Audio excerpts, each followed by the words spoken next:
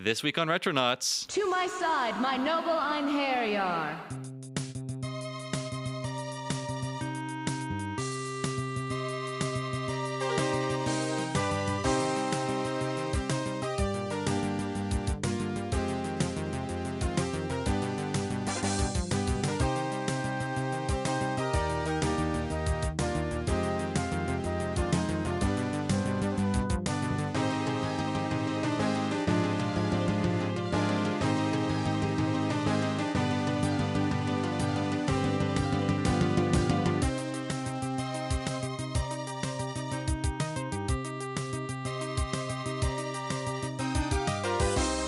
Hey everybody, welcome to Retronauts Live, episode 24, a very special episode because we have two very special guests. You know what, before I announce my topic, let's introduce them. Who are my noble Einherjar for today? Who's on my right?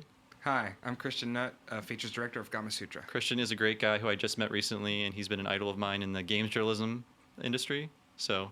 Well, thanks. It's an honor to have you here, sir.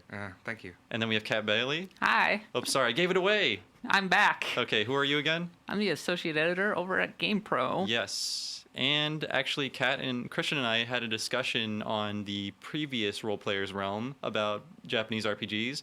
And we'll be continuing that discussion today on Retronauts. How do you guys feel about that? Oh, absolutely great. This is my favorite topic, pretty much. It's Yes. like those crossover episode shows on NBC where you have like ER and some crappy cop drama. Oh, right. Does anybody who listens to this remember ER? No, but I think we talked about this, and I remember the crossover event on ABC where Urkel flew on a jetpack to Full House. I think he visited Step by Step House and then some other show. Perfect Strangers was also in the same... Oh, okay. Maybe he visited Larry and Balky, too. That'd be great. That's like a dream come true. This is just like that, only it's actually entertaining, right? Right. And you probably care more about it. But before we go into our topic, let's talk about some retro news.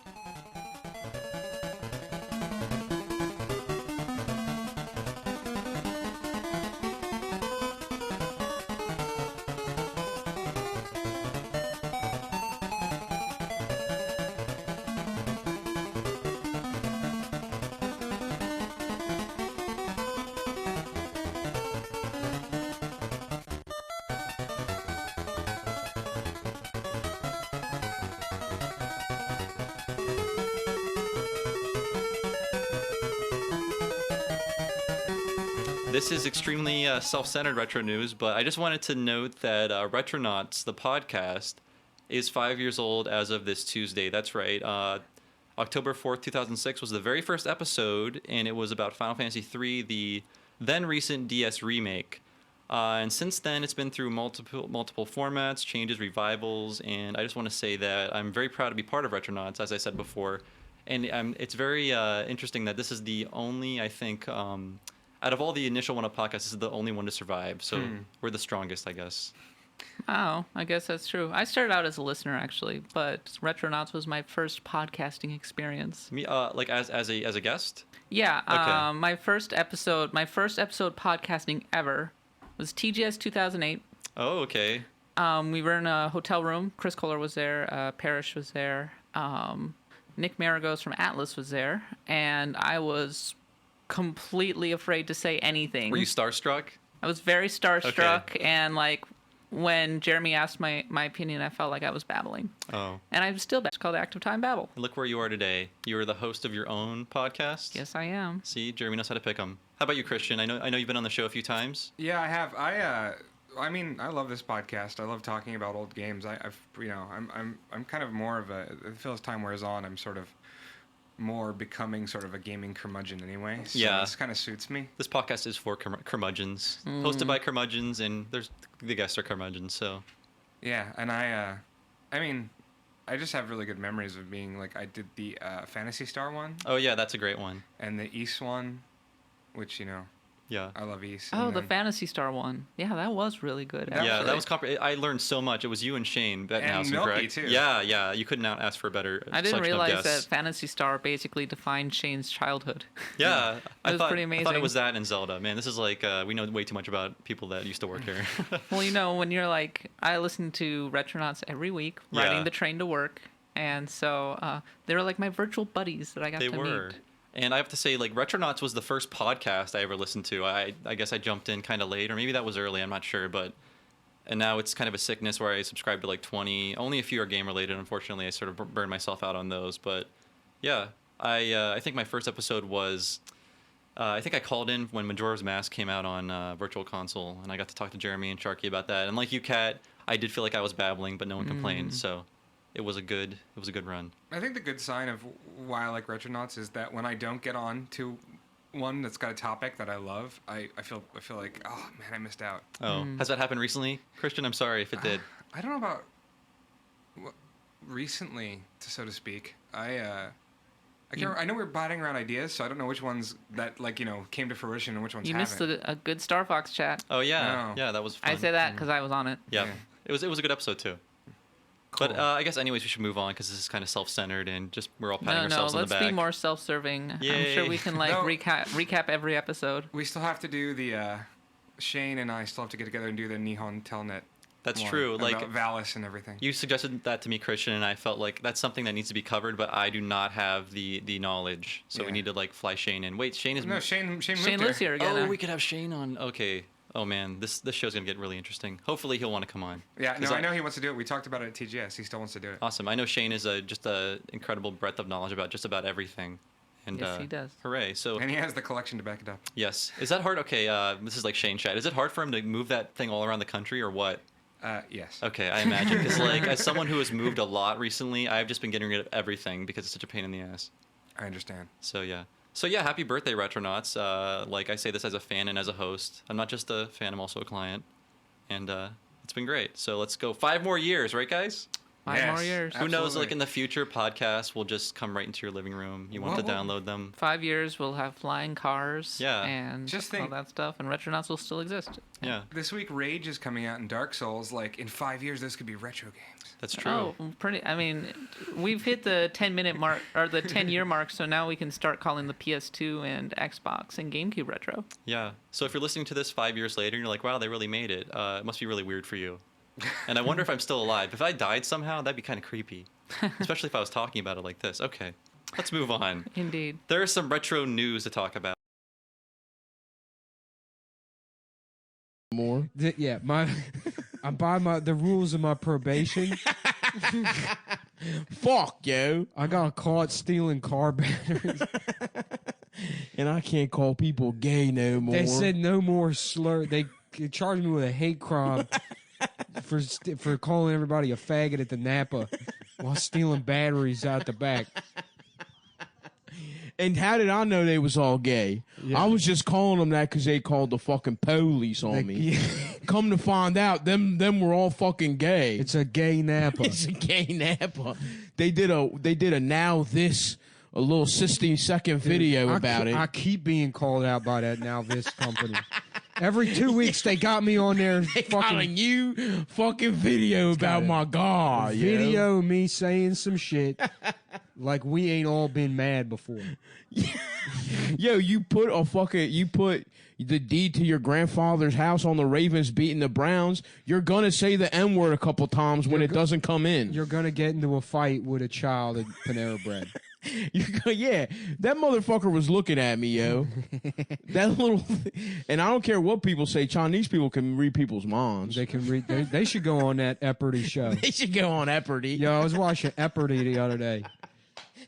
It's my face says I this. fucking love Epperty, yo. This famous orange bridge, and I was like, boop boop boop, the Garfield Bridge. Yep. And he said, no, turns out Come to find out, ain't even no Garfield no Bridge in Garfield the world. Bridge. It's the Golden Gate Bridge. First of all, bitch, then why is it called Golden? Yeah, It should be which Golden Bridge the is orange. famous. No gate. There's no gate. Ain't no fucking gate there. Your options are gate or bridge. You chose bridge. Should be called an orange. Bridge, yo. Not the the Orange gold- Bridge into Homo Town. The gate. Shit, fuck. Damn, delete this, yo. Delete this live blog I that we're forgot. doing. Yeah, everyone was telling us we need to get into Twitch streaming. Mm-hmm. So, but don't nobody snitch on us, though. Yeah, we got a show on NPR coming up called R Talk. It's like car talk, but with hard R's. So, yeah, we got a letter here. My 1993 Honda Civic is having trouble starting in the winter, Okay. and I've used So what? I've used cold start stuff before, and that works. But for whatever reason now, that's not working anymore. And sometimes it stalls a traffic light. So what do you Okay. think that could be? First of all, you black Shut the bitch. fuck off. I don't know who the fuck you think Hold on, yo. that you're do getting mechanic stuff for free from me. Wait a I've never second, touched yo. a car in my How life. do you know what race she is? Because it's our talk. Oh, okay. Everybody's. okay. You assume everybody's black. Everybody. Yeah, and here's the answer to every question. Go to that fucking gay Napa and steal whatever the Why fuck don't you need. Why don't you head to the? I'm not going to say it, but the faggot Napa. No, yo, stop saying it. Oh, dude. right. We're about to get arrested. This is what I meant. This is just Vinny's life. Outside of doing this, just hanging out with those guys. Woo! What's up, everybody? Welcome to motherfucking Cum Town for the week. Yeah, I'm Italian, so you know that I got arrested for slurs when I was 7 years old. Mm-hmm. We used to have to go around the neighborhood and call everyone in the neighborhood a slur. Yeah, what does Vinny sound like? I don't know exactly. I mean, I can't remember his voice. he's from Connecticut, right? Yeah, but he's dumb. That's why. That's why it's kind of weird. Yeah. Oh wait, I didn't realize Nelson gets pussy from Lisa. Nelson gets pussy from Lisa. That's the name of the episode. What season is this? Season. This is the latest season. Really? Mm-hmm. That's No, why it's not. That's why they're showing sex and stuff. No. I remember this. Actually, I do remember this Because episode. the only people that still watch The Simpsons are 47 years old. They're like, yeah, I still watch this and SNL. That's right. And Oh, that's right. She finds out that he's from a broken home and shit, and she like empathizes with him. no, she likes him because he's rude. Oh, Yeah, she doesn't care. The broken home thing turns her off. whoa, really? Yeah, So Lisa's a bitch. she's a bitch.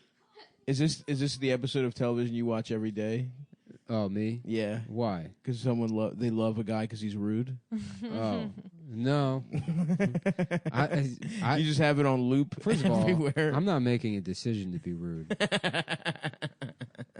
I just don't know the rules. You know, it's not like you wouldn't call Chinese people rude because they let their Yes, you kids would. shit and piss inside. Yes, you do, and you would do it often. No, that's their culture. I'll call them rude for that. Yeah. I'll take a stand. I don't know. If some Chinese guy wants to pull turds out of his son's ass with chopsticks in the middle of Coles, Okay. You had to throw chopsticks in there, didn't you? I had to.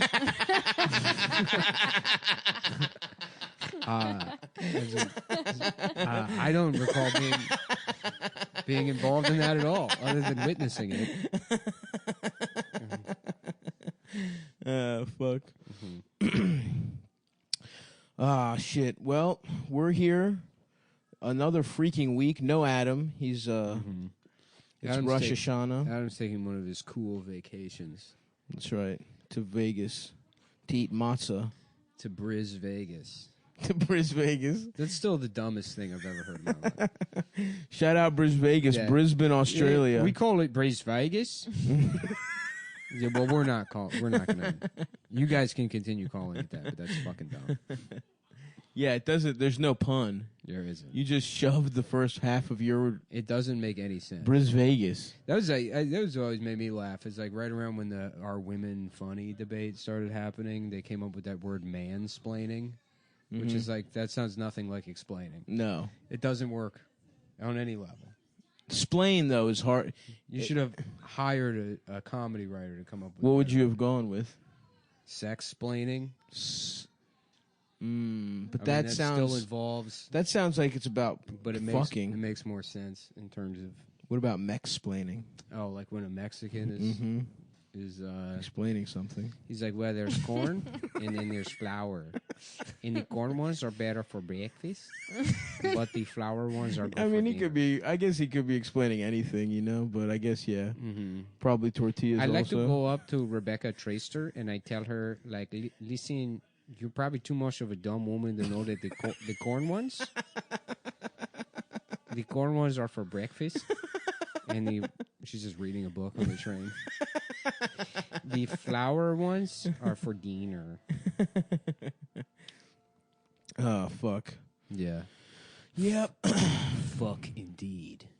I was just in freaking Kentucky. Yeah? Louisville. Louisville.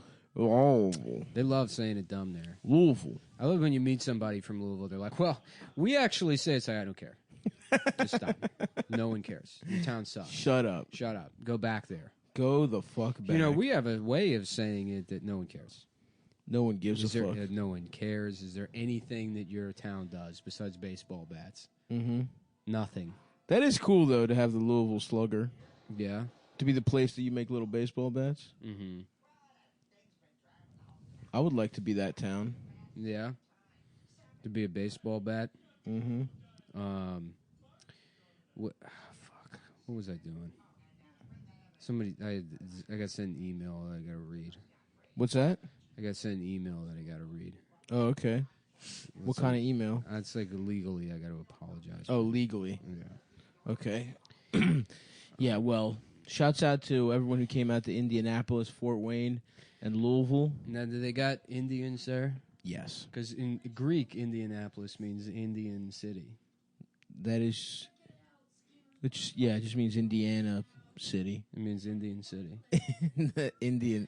It means Indianapolis, so it's where Indianapolis, yes. It's where the Indian It's a bunch of Navy- Indians with just boat shoes on. Yeah. Walking around. with salmon shorts. Yeah. Yeah, I didn't know they had an Indianapolis. Mm-hmm. He's like, let's get some fucking crab cakes.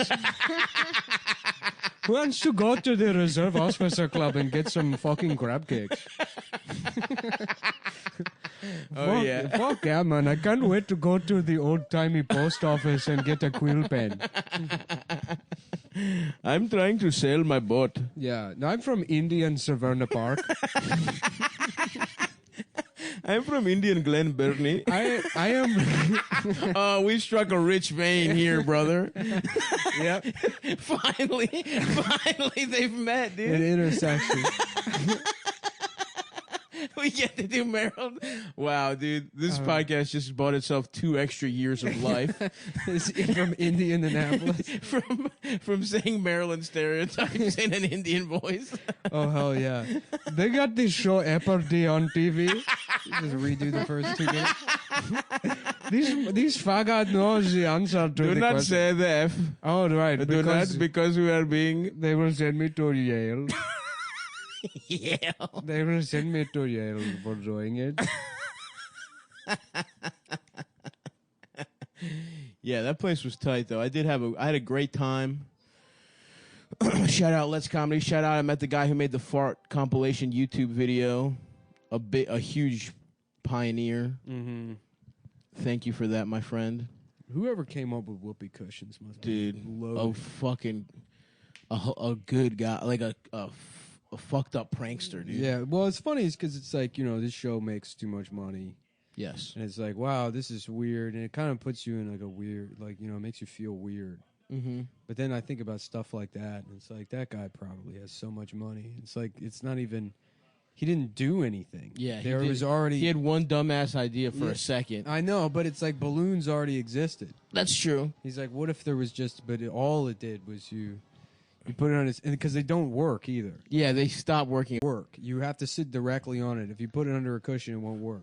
I remember trying to prank people with a whoopee cushion when I was a kid. You put it under the chair and you wait. Yeah. And then they just sit on the chair and nothing happens. And you're like, well, this is This fucking sucks. this is stupid. And then you make them just sit on it. It would just never work.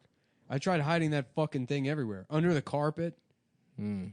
You know, be like, hey, Mom, come in here. She'd be like, no. Be like, can you please? I never ask anything, Yeah. please. Can you please come in here?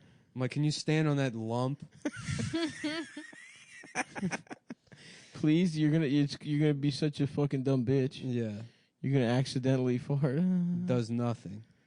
Be like, you farted, you piece of shit. Fuck you, mom. Fuck you, You dumb fucking bitch. farted, you dumb. Yeah, bitch. nice job farting, bitch.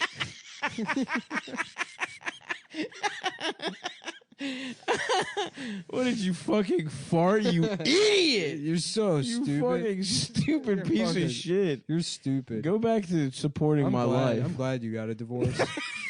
I'm glad you're Go back to drinking in the kitchen, bitch, alone. I'm glad you're experiencing a divorce right now. Fucking farting. Fucking farting ass bitch. Yeah, that's how you wanted it to work, but it just didn't work like that. That's how you wanted it to go down. Of course.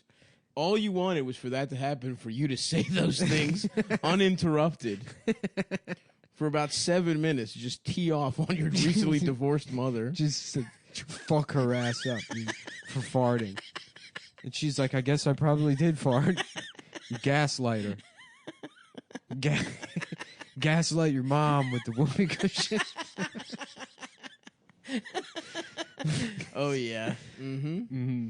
Make her rethink some things. That is the problem with whoopee cushions, man. Uh-huh. That whole thing we just said. Yeah, she's like, I don't think I farted. You're like, well, maybe it came from your pussy. Your divorced pussy. How do you even... You're 6 years old. How do you know these things? How do you even know? Shut the fuck up. Shut up. Shut up, or I'm going to tell the arbitrator that you beat me. I'm gonna admit you farted out of your pussy, or I'm gonna tell them you hit me. I'm gonna sign an affidavit. I'm gonna file an America's brief, a friend of the court, that says that you beat me. I've got it in my prankster kit. It came right next to the whoopee cushion. It came with the whoopee cushion. It's an affidavit already signed and notarized that your parents beat you. Child abuse. Affidavit. Make your parents' divorce worse with the sneaky devil prankster kit. There's a whoopee cushion and a signed affidavit declaring that whether you put your mom or your dad's name in here so that it says they beat you. Buy the special molestation add-on that comes with a hand buzzer. Just like Harriet the Spy. And use these doctored photos of your dad getting a blowjob from the babysitter. Just cut and paste your dad's face.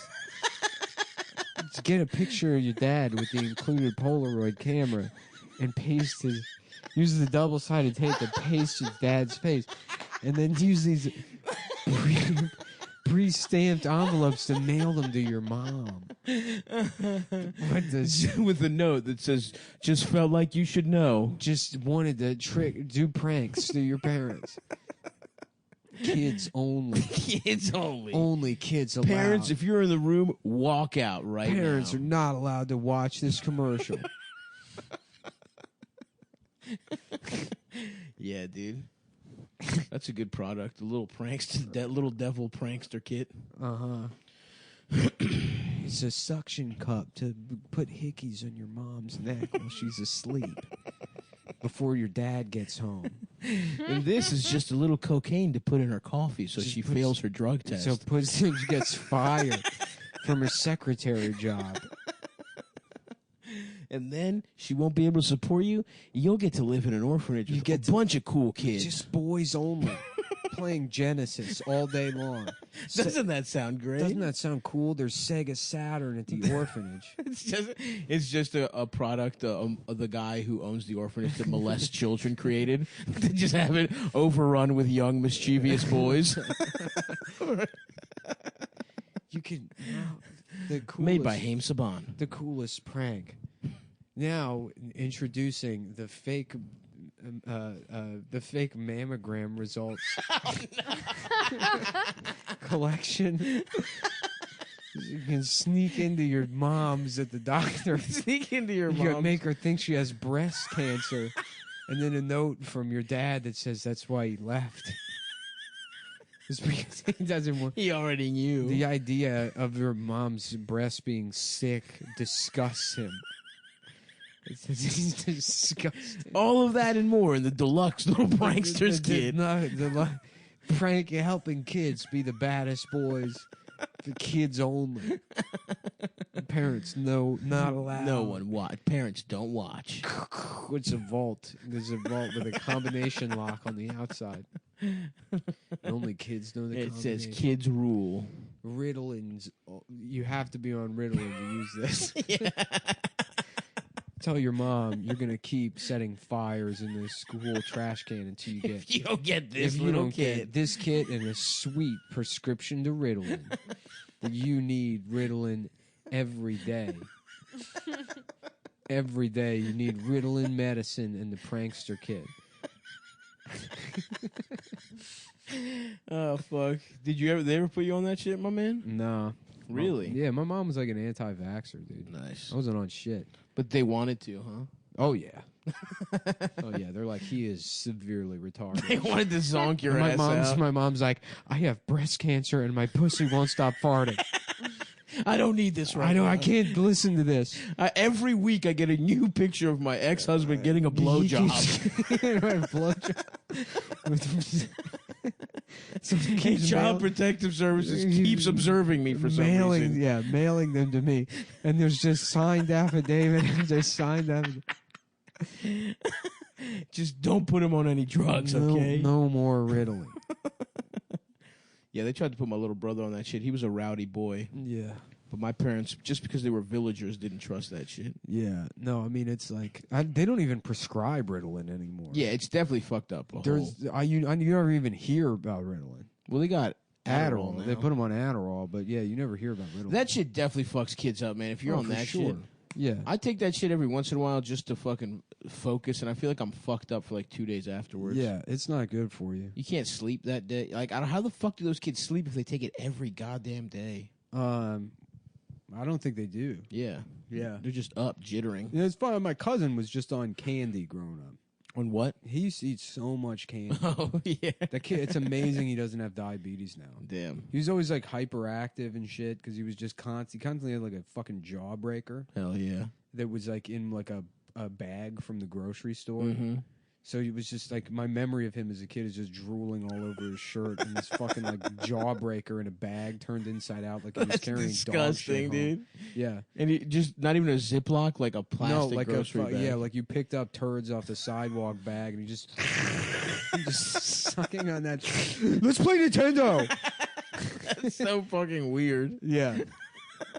Why? I don't know, man, but he was just so hyper. Was he fat? No, not at all. Rail thin. Damn. Yeah, I mean he's kind of fat now, but I mean he's 30. Yeah. Yeah, that's the ideal, you know. Grow up skinny, become fat? Oh yeah, because it's like you are fine. You got the best years in. Yep. You know, it's like, you know, people are like, oh well, those people that are naturally thin when they're younger, they get fat when they're older. Like, oh, you mean The after good yeah. Had sex? Yeah, so I'll be in shape while my like eyes are throbbing constantly, and it's harder to think. But hey, at least I'm in good shape now. Yeah. Instead of when my personality was being formed. Mm-hmm. You know. Yeah, it would have made me a normal, sort of likable person. Yeah, right. Who didn't hold a grudge against the entire world Just for the a way bitter they treated piece of me. shit. Right. Only escape is making jokes about your mom having breast cancer, about pranking your mom into thinking she has breast cancer. To stop me from actually doing it. Can I borrow a feeling? Damn. What do you say, Luann? Poor Millhouse's dad. Will you fuck my ass? Will you fuck my ass, Luann? Can you fuck my ass? That's right. Yeah. Mm-hmm. Mm-hmm. That is correct. The Simpsons Part 2. Millhouse's dad gets pegged by his mom. We're redoing After every their episode divorce. and making it even funnier. Look, we all love The Simpsons. We're going back to the classic Simpsons. We're taking another crack at some of We're- these screenplays. Yeah, we're just punching up the old these scripts. those old flawed Simpsons. Look, episodes. they had a bunch of Harvard hoity-toity fucking assholes. Why don't we get We're taking it blue collar blue style. collar real blue collar guys make 9 times as much as the original writing staff. But the important thing is, we still think being gay in and of Yeah. itself is a joke. Yeah, being blue collar is all about fucking just really Homophobia. sticking it to the fags. It's not really. It's more of a mentality. Yes. Did you see Joe Biden saying that the middle class isn't a number? It's more of a way of life and Are you thinking or kidding? whatever. Yeah, it's like so it's time to bring the middle class back by not letting Indian people in the movie theater. Whatever your definition of the middle class is that doesn't involve any kind of economic analysis. I cannot believe that motherfucker is. And it's still funny, running. it's because that shit works on people. It works on liberals that don't realize that they're just extremely rich, yeah. racist. No, not that they're rich. Oh. Well, what the fuck is the middle class if you take away the economics of it? Right. That's what I People mean. that tuck in their shirts. That's what I mean. It's rich people that want to feel like they're fucking. That Yeah. they're a regular ass person. I think it's more people that like used to do okay in the fucking 90s and then the bottom fell out and then they can't admit that it's like, no, you were a loser that was propped up by a fake economy. Right.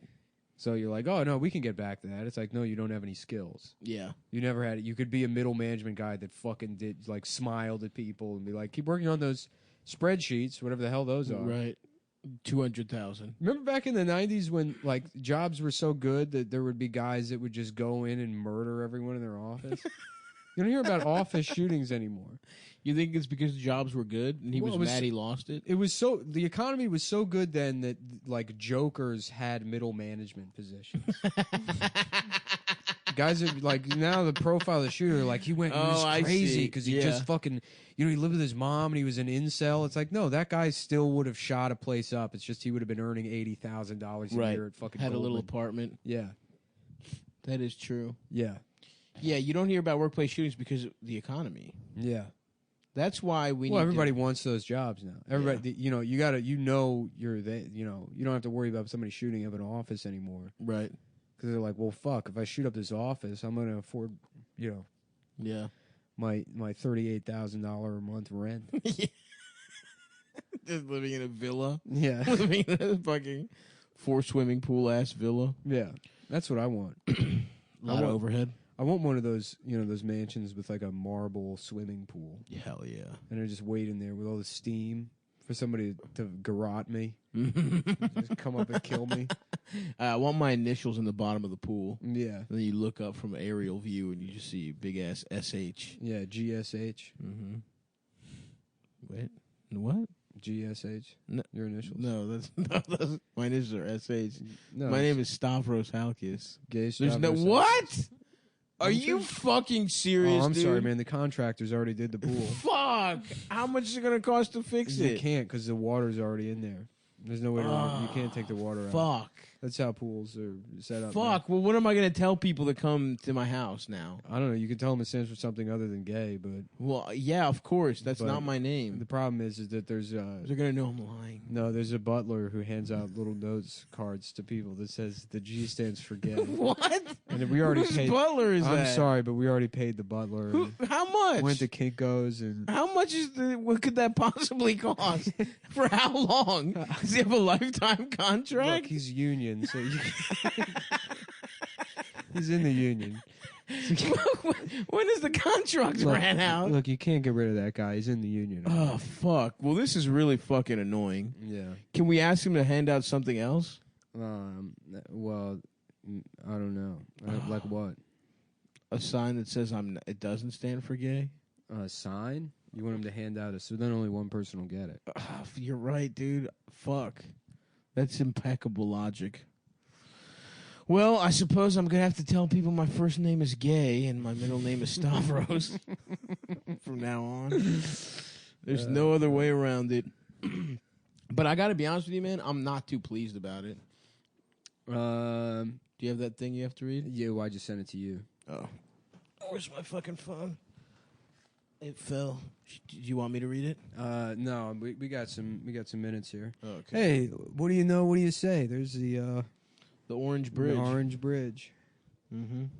I would love to go on Jeopardy and just threaten people. Just give the wrong answer and be like, "That's bullshit." Fuck that. Fuck My this. buzzer's fucking stuck. My buzzer's I knew that. just knocking the buzzer out of other people's hands. Idiot. Yeah, saying pussy. every answer you get right, you say "booyah" like directly into the ear of the person next to you. Nice, dude. Yeah. Nice. Booyah! They're like, Okay, and Mike, you're Okay. at negative $42,000. shut up. Read the next one. Next one. I'm about to get hot, baby. Yeah, let's go sports. $32,000. There's no Like, sports. that's not a For the last category. time, there's no sports. Yeah. Now, please do Russian literature. The only Yeah. one remaining. Yeah, who's fucking Toy Story or whatever his name is? Leonard Toy Story. Yeah, fucking War and Peace by Toy Story. They're like, our judges say that that's completely incorrect, but considering how close you were and how stupid you are, we're going to give it to you. For even sort of understanding that man kind of exists, you get the points. Yeah, who's Toy Story? Anna Kareem or pussy? Anna Kareem Abdul-Jabbar. Anna Karenina. Anna Karenina. What's that book about? Some hot bitch? Some dumb bitch who lives in a shitty house. Did she with get couple fucked by a soldier or something? I've never read any Tolstoy. Yeah. Yeah. Seems old. When was that motherfucker alive? 1842. Boring. I don't even know. I have no idea. Probably the first half of the 18th. So his shit all was 19th century. So his shit was all late. I always hated that as a kid. I hate that. Why is it one off? Yeah, it's so fuck you, man. Yeah, just call it the right one. I know. It's so stupid. What is the thinking there? That it's like one of those things. Is the first century. Yeah, that's the first century. Fuck that. Because you couldn't call. Okay, so it would be weird to call that one the 0th century, and because of that, the rest of them are fucked up. Yeah, or the aught century. Anything. Yeah. Anything else. That's not the first century. Fuck that. The first century is 100 from now on. Yeah. Listen, motherfuckers. Anyone listening, call the 19th century the 1900s. That makes so much sense. It makes way Just more saying it, I feel so good. The 19th century. It's the 19th century, and you know what I'm talking about? The 1900s. I know. Bitch. I'm imagining the 1900s while saying the 19th Me too, century. Dude. I'm thinking about flappers getting It makes their me feel titties good. sucked. And now I'm saying 18th century, and I'm picturing Steam. One out of 6 stills from the Cheers intro. That's right. And now I'm switching over to the 19th century, and it's the second or third one. Okay. You know, now I'm thinking the about 60s. I don't know. Now I'm thinking about Days of Heaven, and I'm going back. I'm saying 18th century again in my head. Nice. And now I'm thinking about fucking the American Revolution. Yeah, 17th, guess what? 17th 17th, bitch. Wigs, powdered wigs, 17th. Yeah. I'm thinking about the 16th century, and I'm imagining pianos that sound shitty. Yep. But everyone pretending like that's good music. That's good shit. Because that's the only thing they have. We have a child that has syphilis who's wearing a dress, and he's the best at it. At this bullshit instrument. That's what the 16th century is, or whatever. You know what? You'd be crazy, man, if you could go back to those days, man, and rap for those people. Dude.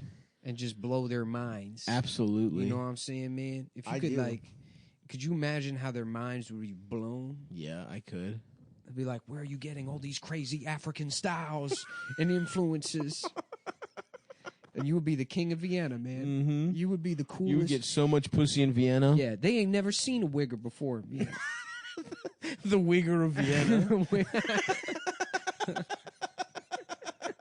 Now, there's a Tolstoy book I want to read. The Wigger of Vienna. Yeah. So, Just some guy like the winters were long and depressing and cold, and Anna had breast cancer in both of her breasts and brain cancer, and everyone worked very hard and toiled, and the winter was depressing, and her babies, they die and they could not eat. And that winter in Vienna, a man crossed his pants and wore them backwards and spun around, and he said, "What's up to people?" And he was the Wigger of Vienna. I wish I actually had read Tolstoy, so I knew what kind of shit he was saying. I feel like that you pretty much got it. Probably. Russians love being sad. I know. But I've heard that Tolstoy is actually quite sentimental. Oh, really? Mm-hmm. As sentimental as a Russian could be. He's probably sad, but also, like, that is sentimental, thinking it's bad that bad things happen. I'll tell you what I'm sentimental for. Gambling? Gambling. Me too. You know? Transition/opening points. I don't know about you guys, but for me, my game is 10 times more exciting when I'm putting my money on it. I know, and I agree. Yeah. Sometimes I have a gut feeling about a matchup, and sometimes I'm just betting on my team because they're my team. Dude, same, actually. That's insane that you're even just saying that. Regardless, whether you've been betting for years or you're ready to play for the first time, my bookie is your best bet this season. Oh, my God, I know. I literally know. Yeah. Like, honestly, dude, if you're the kind of guy who likes to bet a little to win a lot, try a parlay. Yeah. For instance, if you like a couple of the big favorites this week, parlays are perfect because they let you bet multiple games together for a much bigger payout. I mean, come on. That's pretty cool. You know, I still don't know what parlay means even after you said it. Yeah. That's one of those words. Well, I do. Parlay is one of those words like rendezvous that got used too much by certain folks. And now I don't know what it means. Yes. Mm-hmm. What the fuck is a rendezvous? What's a liaison? Rendezvous is a meetup. What's a liaison? Jason Mraz ruined that one for me. I don't know what liaison is, but I know what rendezvous is because it means date or a meetup. A rendezvous? Parlay means, what I just said, which I understood. Yeah, I don't know what it means. I'll tell you who does is the good folks the over good people. My bookie. I mean, between freaking football season playoffs and the start of the NBA and NHL seasons, it's time to get off the fucking sideline and get in on the fucking action, mate. Yeah, mate. Listen, mate. If you live in another country, then you probably can't use, or maybe you can. I don't know. Probably you can. Try it. Just say it. Just lie about it to get the money. Hey, everybody here, the Australian criminal here from mybookie.com. Mybookie.com. I'm not allowed to use the website because I don't live in the United States, but I violate both domestic and international laws to sign up and gamble my fake Australian money on sports I've never even heard of. I've never heard of. Here's Australia's top sports: rugby, football, Rugby. boomerang, Rubik's Cube, Pussy smashing. ride the Ebo. No. You ride him around. Man. We bring him into the bar. It's one of the bars that we don't let him in normally. And he's like, oh, this is good. We've ended segregation finally in 2019. That's one of their sports. The guy told me that when we were in Brisbane. Yeah, I know what guy told you that Remember word. that guy when we were in Brisbane? He pulled me aside and he was telling me a bunch of stuff. Yeah. Yeah. That guy said it? Yeah. So it's that guy. So if anyone is mad, they should go to that guy. Well, he had all those frog tattoos. Yeah. The Groiper tattoos. Yeah, he did. You seem pretty enthralled with kind of his talking points. Well, what can I say? He was a charming guy. He charmed me. What's really charming is winning money. Winning money. Let me tell you this. If you're the kind of guy who likes to bet a little to win a lot, then try a parlay. For instance, if you like a couple of the big favorites this week, parlays are perfect because they let you bet multiple games together for a much bigger payout. That's awesome. Yeah.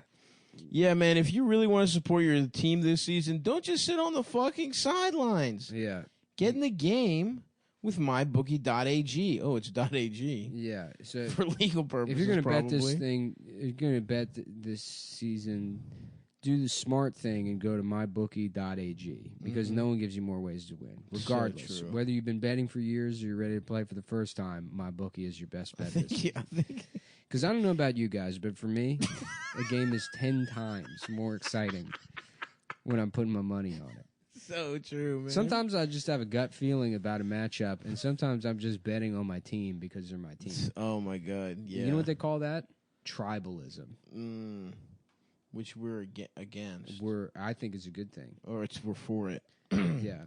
So go to mybookie.ag, and if you join right now, MyBookie will double your first deposit. What is .ag? Attorney General? I don't know, man. It's probably, let's That's be how honest. you know that they're on the up That's and not up, a great sign. legally speaking, is that they have an Attorney General domain name.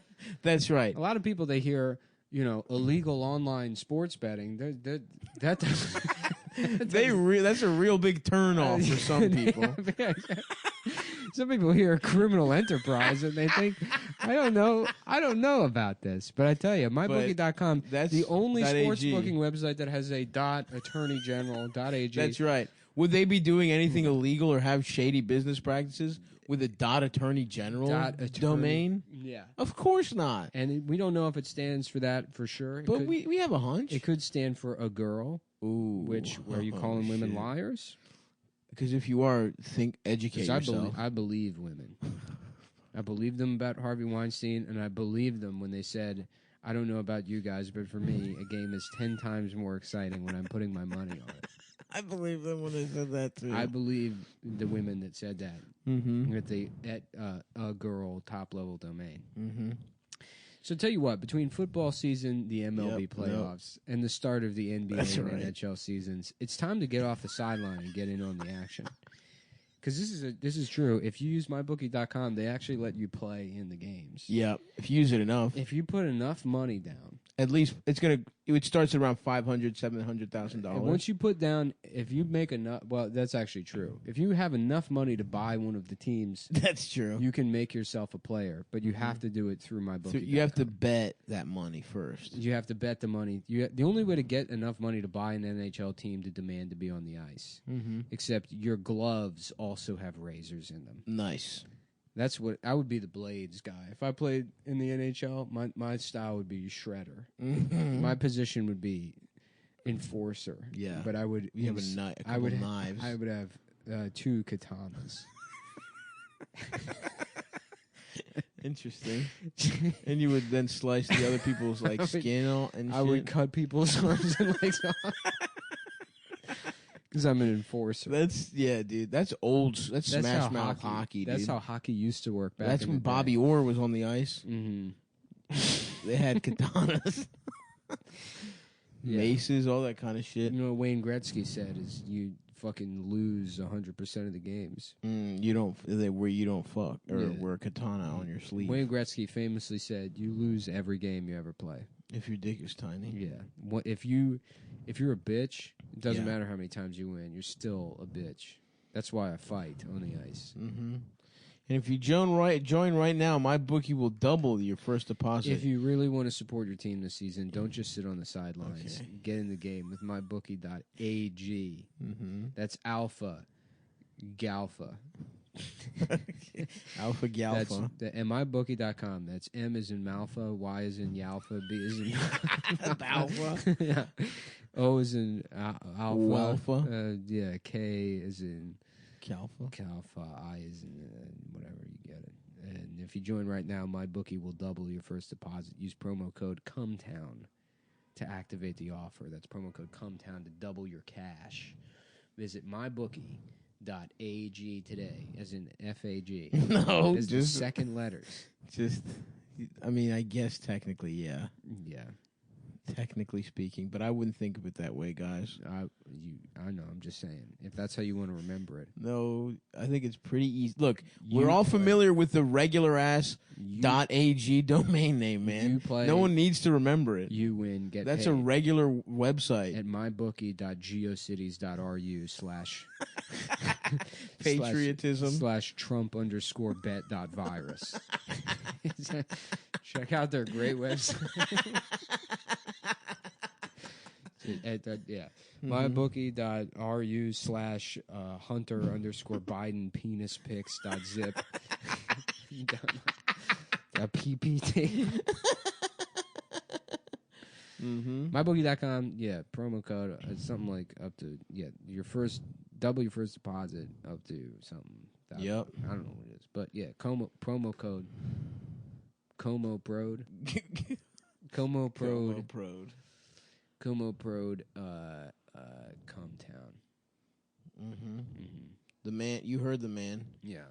You heard the man himself. How about mycookie.com? And it's a delivery cookie website. And you sign up. It's $32 a month, and every month you get a shipment of different types of cookies. But here's the real trick: is what I'm doing on the back end is going to all the Mrs. Fields franchises and buying their day-old cookies, where you get 5 pounds of cookies for $5. Is that real? Yeah, and then you just repackage them as like these $35 package specials. Smart. And fucking send them out to people. I love that. Yeah. Can you really get that? 5 pounds for $5? Yeah, dude. When I used to work in the mall, I would go to Mrs. Fields, and my lunch every day would be 5 pounds of cookies. That's And cost effective. it's funny how when you're like just trash, like things like that just make sense. Mhm. You're like, yeah, takes care of lunch, dinner. You don't understand what you're doing to your body. Nothing. You don't know how much that Yeah. you just how much better you'd feel if you had like a salad and a vegetable. Yeah, no, yeah. I used to go to Burger King and fucking ask for like the food that got messed up. And then one of the African guys that worked there got mad at me. He's like, "You can't do this." I'm like, "Fuck you! I do it all the time." Please And he's like, give me a fucked up Whopper. "Yeah." And then he told on me. What? To my manager. They were like, "Yeah, the security said there was some issue with you yelling it." Because I threw like a drink across. I didn't throw it at him, but I was like, "Fuck this place," because I got in trouble for asking for fucked up food. for food they were gonna throw out anyways at Burger King. Yeah, well, he wanted it for himself, dude. I know he did. He was feeding his family of however many. Yeah, I would say about 4 to 7 to 9, Mm-hmm. anywhere in that range. R2D2. Oh fuck! When I was coming back from Louisville, there was some kind of like metal festival, and I saw Marilyn Manson in the airport. That's awesome. Yeah, Was he sucking his own dick? He was sucking his own dick. He was rolling down like he was in a circle, sucking his own dick, and his handlers were just pushing him towards his gate. Is this him sucking his own dick in the security line? And Yeah. they're like, no. I said, take your shoes off. He's like, oh, I'm sorry. And he puts his shoes on the belt. And he fucking walks through the machine. Mm-hmm. Yeah. He didn't have to wait in line, dude. He fucking superseded that shit. Celeb status, bro. Yeah. But he was still in the airport, so I guess, you know. The beautiful people. The beautiful people. The beautiful penis. The beautiful penis. Beautiful people. Yeah, he had Oh. he had pretty puffy cheeks. Oh. Yeah, from blowing himself for 25 years. Really, you think that puffs your cheeks Yeah. up? The beautiful people. What do you think the puff happens from? I don't know. Is Cum that even exploding? a Marilyn Manson song? I don't think it is. What is that? No, it is. Is it? Marilyn Manson song. Yeah, you do. That one. That one. The fine. Beautiful People. The fucking Sweet Dreams remake. Yeah, but that's not his song. Yeah, it is. No, it's that bitch with red hair. What's that one that's like American? Some of them want to suck you. Yeah, the Eurythmics. Some of them want to fuck your ass. That song's tight. That is a good song. Yeah. I'm gay. Yeah. Yeah, that's when they were exploring like hot androgynous women in the 80s. I'll take that. And they went too far. I like that, dude. I like because you're like, wow, this is yeah. I don't kind of because at first you're like, she kind of looks like a dude. I'm really not into this. Then clothes come out, titties are out, and you're like, oh, nice, it's a girl after all. Yeah. It's like a surprise for yourself. Yeah. You thought you were gonna have sex with a man, and then it turns out, nope, the hot lady. Yeah. Yeah. That's kind of my Like- my thing. Like Suzanne Powder. Who's that? She was an exercise mogul. Back when the only option to not be a fat piece of shit was fucking like, what's his name? Tony. No, Blank? not Tony Gazelle. Susan Powder. It's not who's Richard Simmons. Richard Simmons. Yeah, that was like the only. You were either fat as shit or you like bought those tapes. That's true. That was the only options you had available to you. Oh yeah, I would smash Susan Powder. Yeah, Easy money, bro. yeah. I remember because my grandpa was fat as shit, and they got him like a Susan Powder, like a videotape, and he was like, "No, I'm dying. I will die I'm just before I do this kind of shit. Yeah, I'm gonna, I'm gonna eat myself to death." Yeah, you know what, dude? That's so true because everyone's doing like at home, like fucking, and it's like, yeah, people were already doing that shit just with a videotape. Fucking Peloton just stole Richard Simmons' whole shit, dude. Here's a great tweet from Colin Cordy. Who's Hey, that? entitled. I don't know. Let's fucking. I don't know. Someone just sent it to me. Okay, what does it say? I thought this was maybe a bigger account than it is. when I put them on blast. They only have 500 followers. Oh, okay. Well, yeah. What? Damn. And now people are going to look him up. Yeah, Huh? but it just says, "Hey, entitled dudes, just a reminder that women on here don't owe you anything. Here's a helpful list of just a few things they don't owe you: their time, Jesus their energy, Christ. their emotional labor, an answer, an explanation, a reply, a follow, Shut a follow the back. fuck up. Like, what do you think is, like, what is this? What's going on in your mind that you fucking pull out your phone and type that in there? He wants the worst form of clout possible. And then he's trying to get pussy. He hits send, and then he did whatever dumb fantasy is happening in his head where it's like, I did it. I did some. People remember me as somebody that did something, that said something, somebody that had to say it and had to say it. I reached my breaking Thank point. God I was here. I just had to say something. Some of them want to fuck you. I tell you, man, I like the group chats have gotten me sucked back into Twitter, and it's garbage. It's so bad now. Yeah. It's so much fucking worse than it was. Bro, I was never big at Twitter, and now I just log on. Whatever meme's going on, I post about how I have a little penis in the meme format. Yeah. And that's basically it for me, man. I just see dumb shit all day long that makes me, like, just question. Because it's like, it's not even people arguing with each other anymore. They'll take anything and use it to, like... Oh, yeah. Make a fake argue with someone that doesn't exist, even. Exactly. Yeah. Yeah. It's like, who is this about? Who are you mad about? Yeah. Although everyone was mad at the Queer Eye guys or something. I thought Prospector88 was dead for like 6 hours until he DM'd me. And I was like, fuck this website. I was about to just shit. I was ready to just shit on so many people because I thought he killed himself. Why would he have killed himself? I don't know, because life sucks. Oh. I don't. You know what? It's funny. It's like I didn't even think to ask that question. I thought he killed himself, and then I found at no point was I like, why would he have killed himself? It's like, of course he killed himself. Right. It makes sense. Of course he killed. Why wouldn't he kill himself? Everybody's like, he's probably just taking a 3-hour break from the internet. How long was he not on Twitter? 4 or 5 days. And the last thing he uploaded was a video of him sitting in his car listening to the Office soundtrack, and he's like looking around his car, and then there's like a hose coming into the Hell yeah. That's a great bit. If that guy killed himself that way, salute forever. And he's talented enough to do that. Which is why you're like, A, I wish I thought of that. Or what would have been awesome is to just, if no one knows who he is, just that's how you log off forever. That would be awesome. Uh-huh. Because he doesn't have like his name attached or anything, does he? No, I don't think so. Yeah. That's the way you go out. Yeah. Did you see that thing about that guy, the furry, who like amputated his own hands? Hell yes. I think you told me about this. He cut the circulation off to his own hands so that he could have paws. So he could have his hands removed and replaced with paws. And presented it in kind of this way where like, well, accidents happen. Yeah. Oh, yeah, an accident where you... Yeah, didn't he plunge his hands into dry ice? Fucking hours waiting for your hands to turn purple. And be like, whoops. Does he have paws now? I don't know if he has paws. They like fucking cut his hands off at like, mid forearm. Damn. But then it was like a month after, or like a week and a half after that people started with this like, well, it's queer bashing to make fun of furries. It's like, all right, let's bring that guy out again. Let's bring the hands guy out again. Let's put him front and center. Wait, are furries gay? It's kink, and then that like falls under like queer stuff. So I don't No, it fucking does. What? Every kink is queer? Well, you saw that thing at Pride Parade where those guys dressed up as like leather slave puppies were like interacting with a 4-year-old girl, and people were like, "Okay, is this?"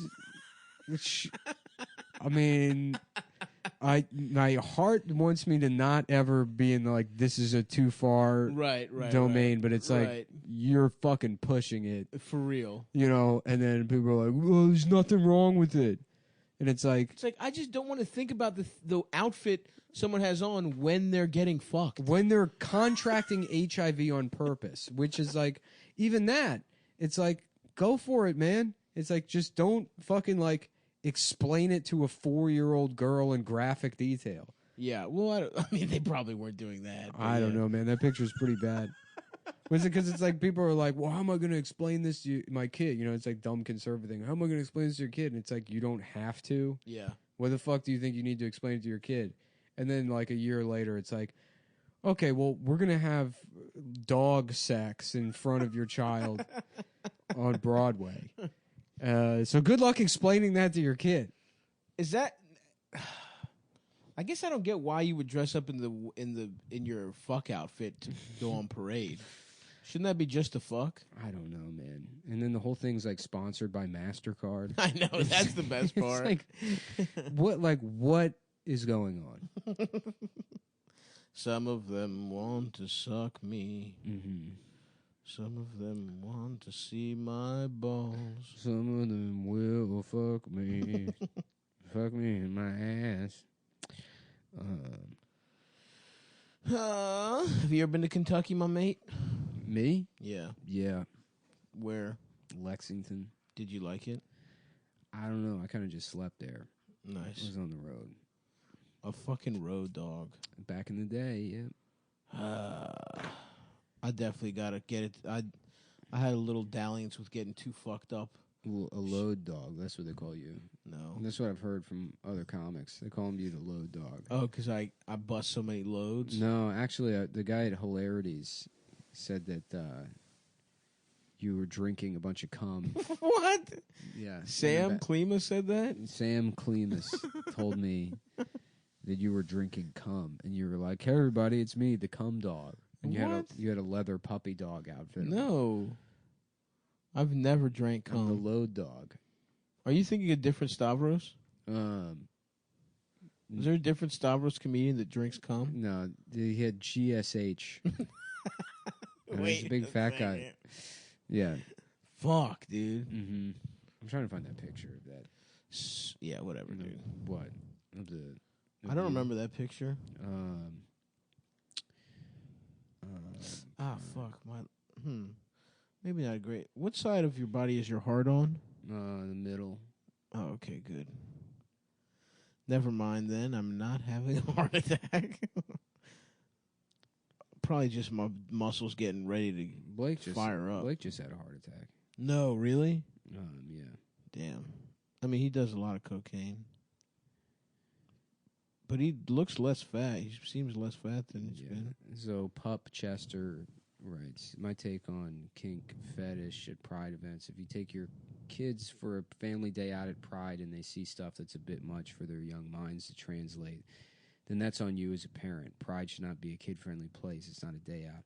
That I agree with. That's a good point, yeah. That's fair. If you want to make it a fuck festival, which I guess it is. Yeah.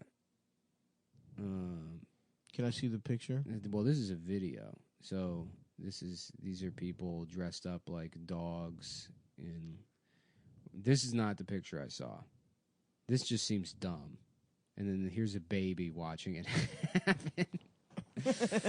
It's like a literal baby. But see, these guys have pants on. Yeah. No, And- that's not too bad. He's just got the mask on. There was one I saw where like they're just, I mean, it's like the gimp from fucking Yeah. Pulp Fiction. With his ass just purely out. Yeah. And that was pretty fun. Oh, baby.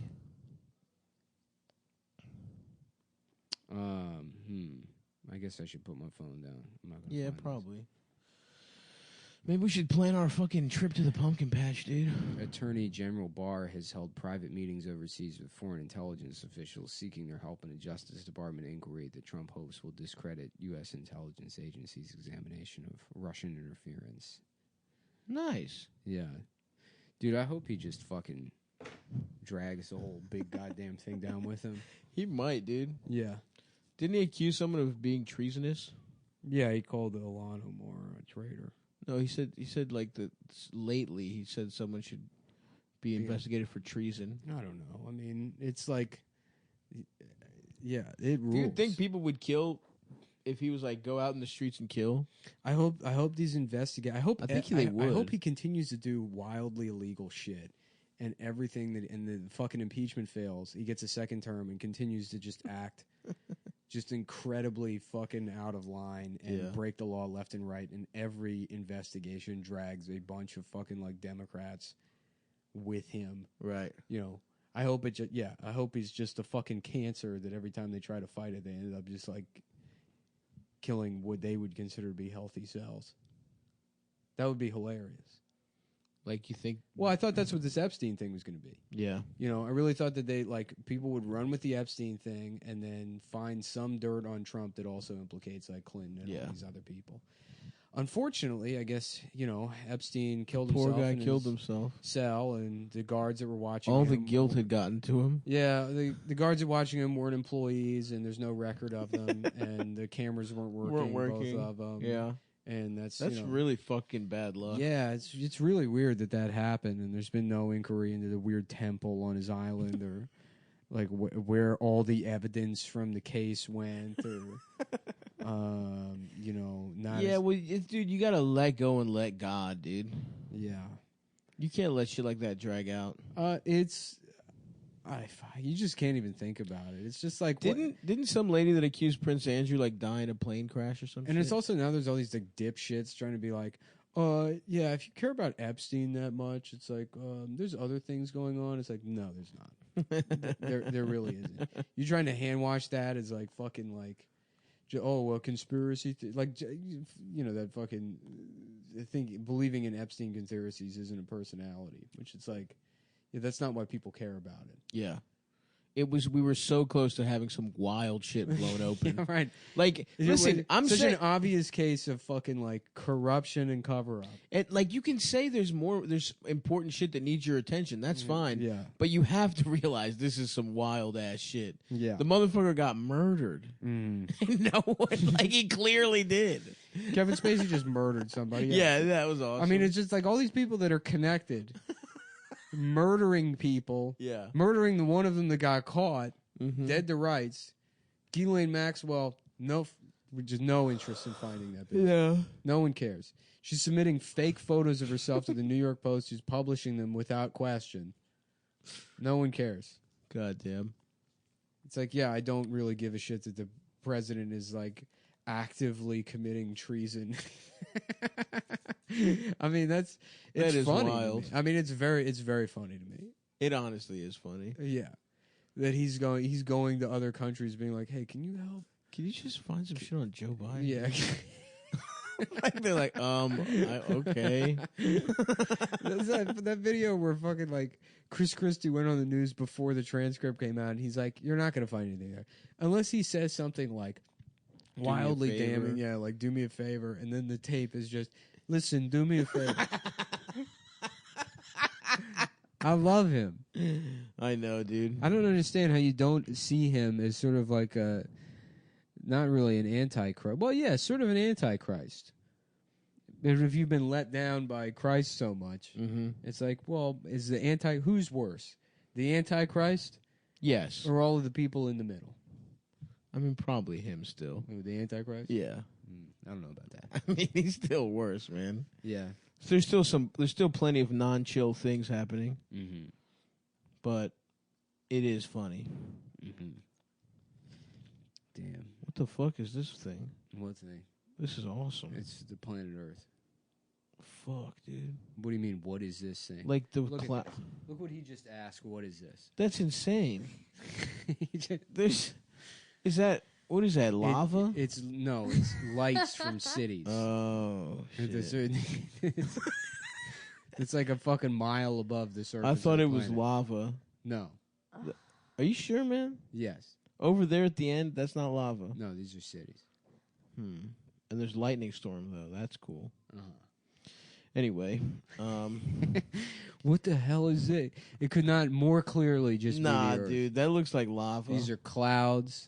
I got the clouds. I thought that was like bright ass lava, but I guess now I sort of see. Well, hold on. I mean, I get it does look like lava. I think but it's clearly lava. not. It's not lava. That's not lights, dude.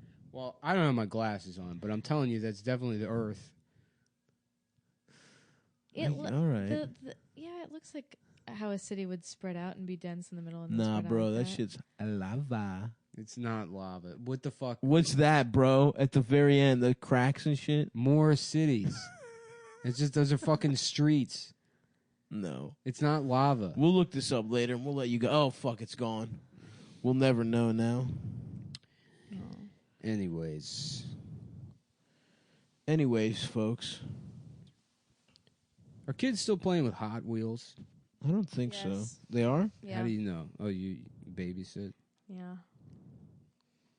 I typed Not as in much. I typed in Hot Wheels in it, but I typed Horror Wheels accidentally. Oh, nice. Which they should make those for girls. So it picks you up after Just call Hot Wheels Whore Wheels? Yeah. instead of a walk of shame. Yeah. Oh, Whore Wheels is another would- Uber service. I would love it competitor. if there was a toy company just completely fucking up this gender thing. You know, like the G.I. Joe people are like, we made Slut Joelle. She blows the military guys when they come back from saving the country. And then like they're just telling the media about But it. she has health insurance. Yeah. That would be, I mean, you would probably make a nice amount of money doing that shit, dude. What, Slut Joe? Slut Joel. Oh, for sure. If you market it as like traditional toys, Yeah. traditional lifestyle. Or how about GIRL Joe? And he's going to his scientist to change him into a lady, into a girl. And so he's got like a metal vagina. Mm-hmm. And they're Poor like, choice. why? Metal vagina? Sure. Yeah, because it's her weapon. Yeah, what do you want them being fucking like raped in war? Oh, true. They're still deployed. Oh, Mhm. okay. Yeah. Yeah. Come on, Abby, of course. Yeah. This is why I'm the head of the toy company. G.I. Earl Joe. Yeah. James G.I. Earl Jones. G.I. Earl. G.I. R.L. Stein. G.I. Mm-hmm. Damn. Work it out, man. You almost got it. G.I. Yo. G.I. Track. G.I. Joe.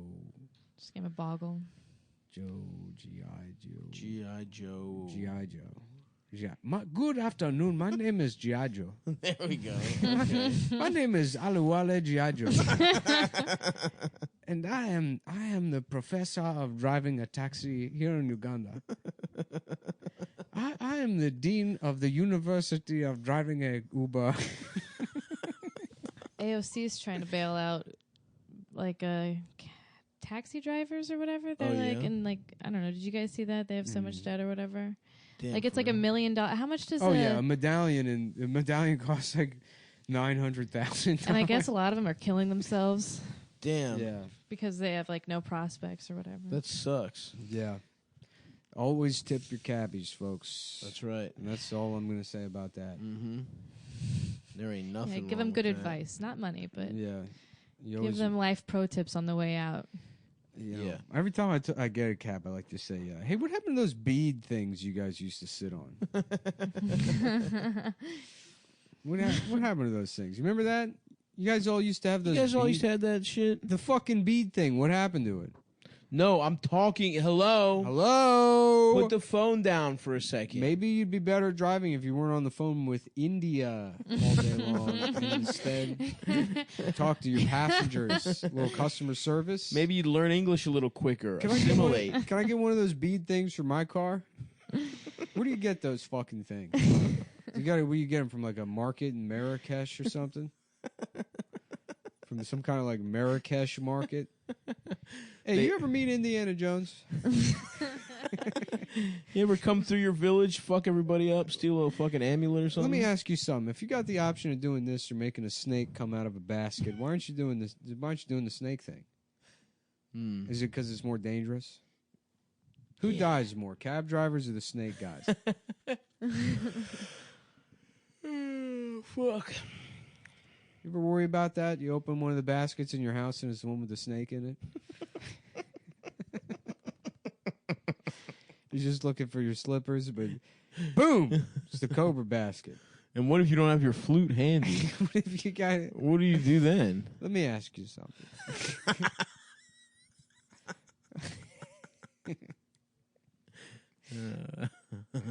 Ron White had some joke about, like, you get on the plane next to some guy with a picnic basket on his head filled with cobras. That was the punchline.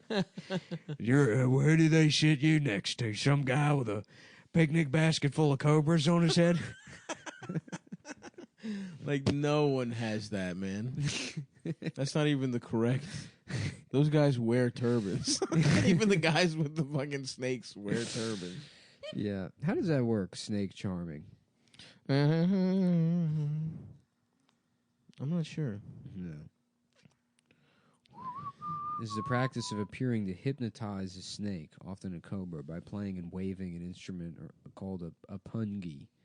Oh, A shit. typical performance also include. You know, what'd be cool is to see like a snake basket, and the snakes are coming out of it, and Michael Rappaport is trying to charm them with raps. And he's like, yo, why is the system whack? We got an orange Cheeto that's making things whack, you know, and then the snakes just start biting the shit out of him. Hey, Joey, the snakes, they're biting me up. Somebody get these freaking cobras off of me. I thought I could charm them with raps instead of a pungi. I thought I was going to do a fusion thing like Paul Simon. Where do you get a damn pungi, dude? I don't know. Like juggling and sleight of hand. The practice is most common in India, though other Asian nations such as Pakistan, Bangladesh, Sri Lanka, Thailand, and Malaysia are also home to performers, as are the North African countries of Egypt, Morocco, and Tunisia. Oh. Ancient Egypt was home to one form of snake charming, although the practice... It's cool. You can have a podcast where you just read Wikipedia pages. Yeah. You're listening to the Wiki Podcast, the Wikicast, where we go through and I struggle to read. And I'm not that good at reading. People keep sending me the video of the English. There's like a British Down syndrome. I guess there's a lot of Down syndrome drag queen stuff going on now. Oh, is there? Yeah. It seems like the majority of drag queen stuff is now Down syndrome occupied. Good for them. It's DSO. Good for them. Which, yeah, I mean, yeah, it's fine. I don't understand. Like, you know, there is like people being like, this is too far. Why? Yeah, well, who gives a shit? If they want to dress in drag, dude, go crazy. Yeah. I like the idea of taking away what is already a pretty stupid competition from normal people and giving it to people with Down syndrome. I think drag. You think it's stupid? RuPaul's Drag Race rocks, dude. Yeah, but you could easily just have only people with Down syndrome on that show. Oh, damn, that would be a good show. Yeah, see what I mean? I would watch that for sure. Yeah. It would be way better. Because you can't do that with the Olympics, right? You can't just get rid of the Olympics and only have the Special Olympics. You still need the Super Special Olympics. Yes. The extra special. Except for the weightlifting portion. But everything else. They're actually not that good at that. Really? Yeah. Damn. Yeah. Who would have thunk? Yeah. No. How good are they? The best events at the Special Olympics are shadow puppets. The holding small plastic objects in your mouth competition. Where they have to hold things like Lego guys and the wrapper for a Happy Meal toy in their mouth. Wow, really? And the one that survives. Really? I did not know they had that in the events. Yeah, that's a big event. That's their number one event, some might even say. Whoops, see Daisy here messing things up. Everything going? Everything's good. Everything's gonna be baby. We should probably just go. Yeah. Yeah.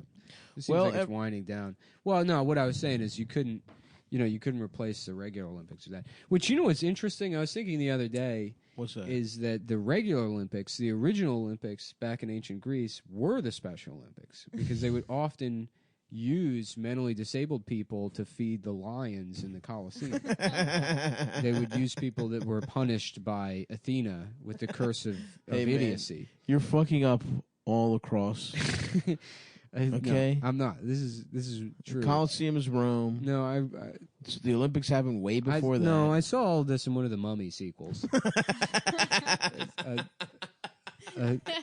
Athena, who is the god of either being smart or retarded, she would damn the gladiators, and that's why that's where the word comes from, is because they were always smiling, even though they were cursed. Why is this guy so glad? Why is this guy so glad Damn. he's got a terrible You learn life? all that from the Scorpion King, huh? Yeah, from the Scorpion King 3 Tokyo Drift. I love it. Mm-hmm. Yes, so check that out. Learn about the history of the Special Olympics from the Scorpion King. Come see us at They Funny should Moms. make Special Gladiator. That would be a great movie. Yeah. It's like he's been at war. He's been in the Gallic Wars with Caesar, and then he comes home, and fucking Commodus has the brutal ruler Commodus has gone to his house and eaten all of his chocolate chip cookies. And banished him to live as a slave in the McDonald's territory. And he has to compete in drag shows throughout the Levant to make his way back to Rome. And then he's just in drag in the middle of the Colosseum going, "Are you not entertained?" Damn, I'm about to fire up Gladiator. Dude, I want to watch it again so Yeah. bad. I did actually watch The Mummy again last night. And it's funny because it has terrible reviews from when it came out, but it came out in 1999, which is like the best year for movies. Oh, yeah. That was a good-ass year for movies. It's insane. When Yeah. you think about what came out that year, fucking Matrix. Fight Club, American Beauty, The Mummy. The best 4 movies ever made, dude. I mean, some of them. Yeah. No, the list is fucking Magnolia, Eyes Wide Shut, Okay. Election, which I thought came out in like 93. I was always surprised to find out that came out in 99. No, it is a good-ass year, though. Yeah. But I used to love the damn Mummy, dude. Mm-hmm. How about The Silence of the Clams? And Yes. It's from the perspective of Buffalo Bill. Buffalo Bill. Yeah. Yes. I like that idea. Now, listen here, folks. Why don't you come see me do stand-up comedy at Medford, the Flying J, October 11th, Kalamazoo, the October 19th, Detroit, October 20th, and then November, I'm coming to Atlanta on the 23rd, Baltimore Thanksgiving weekend, and then I'm coming to Houston, and I'm trying to, on December 13th, and I'm trying to add Austin to that, so check on that shit. Maybe it's coming out. I'm trying to add a New Orleans date and some other little random shit somewhere in there. But come see us at Funny Moms again on the 14th, and then every Monday after that. And then come see me every Tuesday at Fat Motherfucking Tuesdays, every Tuesday at the Stand Comedy Club. And, Goodbye. Goodbye, everyone. We ran it on QI a few years ago. Yeah. Which was, there's no such thing as a fish. There's no such thing as a fish. No, seriously, it's in the Oxford Dictionary of Underwater Life. It says it right there, first paragraph, no such thing as a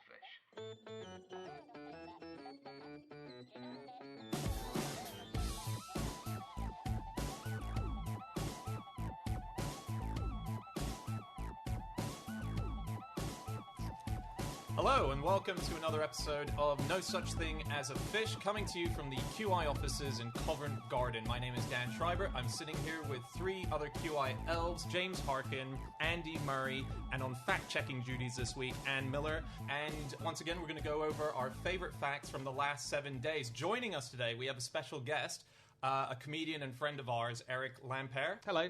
How you doing, mate? Very good, thanks. So Eric he's a good friend of ours. He's a comedian. He recently, as a stand-up, opened for Eddie Izzard in French. It was a French gig, and Eric did his set in French entirely. He's also going to star in an upcoming movie called Amsterdam. Yeah, When's that's that right. out? Yeah, I think end of this year. I think. Oh, yeah. what's it about? So it's not bad. Are you allowed it's to like tell a us? fairy tale world. It is a stoner film with that name. Yeah, I am excited. You know. Based in Netherlands? Yeah, so it's in Amsterdam. Yeah, and I can't really reveal too much. I have a fact about Amsterdam. Oh, yeah? I'd like to hear it. I can't remember what year it was. It was about, 80 years or so ago. But there was a fog so bad that 29 people fell into the canals in a single night. That's fantastic. Okay, let's start with fact number 1. We're going to start with our special guest, Eric. Oui, bonjour. Right, so in 1923, jockey Frank Hayes won a race in Belmont Park in New York, despite being dead. Wow. Yeah, Okay, so explain that one. Yeah, So no, he I think started you could alive, right? He started alive Oh. So he died mid-race? mid-race. Yeah. Well, okay, give us more of the story. Well, basically, he suffered from a heart attack mid-race, but he was straddled nice and strong in the saddle, and the horse won. But how does... Is there a seatbelt? Like, Well, you know, presumably he keeled over, right? Yeah, but you know, like in that movie Shane, sort of like slumped over kind of thing. Yeah. So he's got his feet nice and strapped in, and you know, you've got your hands as well, sort of tied around the reins. The reins. Did anyone notice during the race, or was it only discovered after he had won? He was probably the Yeah, only when one. the horse just kept running more and more laps. He was probably the only one not hitting the horse. Yeah. And yet still won. What does that say about cruelty? Yeah, Good. this horse, am I right in saying it was called Sweet Kiss? Sweet, sweet kiss of death. Sweet Kiss of Death, that's what they nicknamed it afterwards. Is it? Yeah. Wow. This is an interesting link. Your dad, Eric, is a jockey, isn't he? Yeah, I mean, that's one of the reasons why I thought... I mean, I only found out this fact this week. Yeah. But yeah, my dad is indeed a jockey. Because you're praying. Yeah, it's just and I've got big gums as well, which has never helped. 'Cause, you know, at school they'd be like, "Oh, well, clearly your dad's had sex with a horse." It's not fair. Unfortunately, I'm hung like a human. You know the way that jockeys sit, it's kind of like a crouched thing where they're leaning forward. Not the dead ones, the alive ones. This is called the monkey crouch, and it was invented by a guy called Todd Sloan in 1897. And what's interesting about it is no one rode horses like that before in horse races, and when he invented that, horse race times and records improved by 5 to 7% in a single year. So he just completely changed the sport by deciding to crouch down and lean forward. No one had ever done it before. Wow. That's amazing. Yeah. That's like the in The Fosbury flop. in high Yeah. jump. Yes. Yeah, I that's mean right. that completely transformed the sport, didn't it? We did a couple of years ago the new way of throwing a javelin, which was invented very briefly in the 1930s, which is to hold it by one end, swing around, and let go. The javelin? Yeah, like throwing the hammer. And it was banned almost immediately for obvious reasons. But it did provide amazingly long javelin throws. In fact, to the extent that it could have been quite dangerous. A, because it goes too far and might hit spectators. And B, because it's very hard to get it in exactly the right direction. Just get impaled Yeah. spectators Isn't that everywhere. incredible? A slight margin of error. Yeah. And you've, yeah. And in the Paris Olympics in 1904, 1900? The Paris very- 1900, yeah. Paris 1900. People trained in the public parks, javelins, and they had to. They were warned to be extra vigilant. Some people trained at night, so there was less chance of hitting people, but also more chance of hitting people. The interesting thing about javelins is that they make them less aerodynamic as the time goes on, because the length of a running track is always going to be about 100 metres. And so what they do is they have to make sure the javelin can't be thrown more than that. People get stronger and stronger and better, and they get closer to 100 metres, and then they always make the javelins a little bit worse so that people can't get that far. By the end, it'll just be like a toothpick, really heavy toothpick. Wow. Okay. So what year was that? It was 1897 when he discovered that idea. Okay. That's amazing. It's an interesting thing when you start looking into what people have achieved once they've died. There's one of my favourite stories from the Ig Nobel's world. We've had Mark Abrams, the founder, on a few podcasts ago, and he wrote a book years ago called The Ig Nobel Prizes 2, Why Chickens Prefer Beautiful Humans.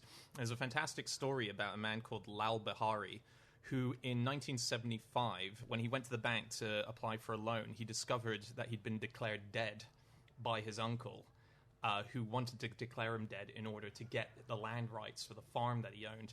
And he spent 19 years as a dead man trying to get recognized as a living man. And it just, no one would recognize him. And he did incredible things, like he stood for parliament. He tried to get arrested countless times, because if they arrested him, technically it meant he was alive. Yeah. So they couldn't arrest him. He would do all this stuff, and they're like, "No, we can't arrest you because you're dead."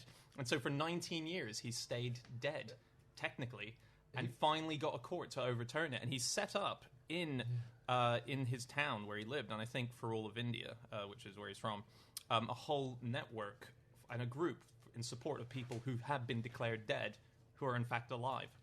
Oh, I'd love to have that power. That sounds amazing. It's called the Association of Dead People that he created.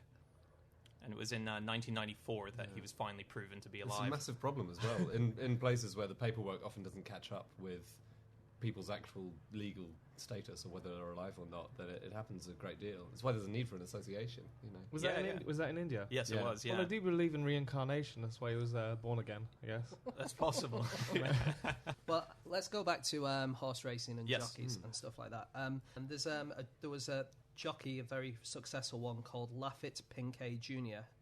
And in order to keep his weight down, he would take a single peanut, slice it into slivers, and eat just half of it for lunch. The dieting for jockeys is actually mad. So, Yeah. like, me and my mum's French, so we'd eat, like, so much. We'd proper pig out. And then my dad, he'd always eat salads and stuff. And then I remember when we were in South Africa for one of his races, and he covered himself in black bin bags, right, and just sellotaped it all the way up to his neck. And then he pushed a wheelbarrow full of things, and he ran around with the wheelbarrow around the field to lose the weight. And then I remember that's he amazing. took off all the black bin bags, and it just poured out like a waterfall. It was disgusting. That's amazing. I also read that people jockeys speed walk instead of run because they don't want to put on extra muscle. Don't know if that's Muscle true. weighs Yeah, muscle more than weighs, fat is, yeah. Is it A.P. McCoy? Yeah, that's He's right. one of the great jockeys of our time, isn't Yeah, he? I lived near him. Do you? In Newmarket, yeah. He has very intensive, almost scalding hot baths. Same reason, I Yeah, think, to yeah, sweat out so much of the water in his body. He does it for a couple of hours, a couple of times a day before a race. Yeah, It's anything amazing. that makes them sweat. Like sometimes they'll Yeah. commit a crime near the police, you know, just to see if they get away with it. That's like 2 stones gone. Okay, before we move on, Anne, have you got any facts you want to... Yeah, I do. James's Amsterdam fog was in 1893, and it was 79 people who fell into the canals that one night. So watch where you're going in fog. Frank Hayes, the New York Times, reckoned that he died just after his horse took the lead before he finished, and they put it down to his heavy training regime and his excitement at coming first. Oh, Well, the horse's excitement. The Frank Hayes excitement. He just had been working so hard, and then he suddenly saw he was about to win, and that may have been what gave way. There's a Tumblr I found called Curious History. I haven't seen them before, but they are apparently one of the 20 best tumblers in the world, according to MSN. And they say the spectators thought he was showing off and was riding one-handed, kind of like riding a bike with no hands. Okay. As he was going over the line, and no one realised he died till the race was over. Which...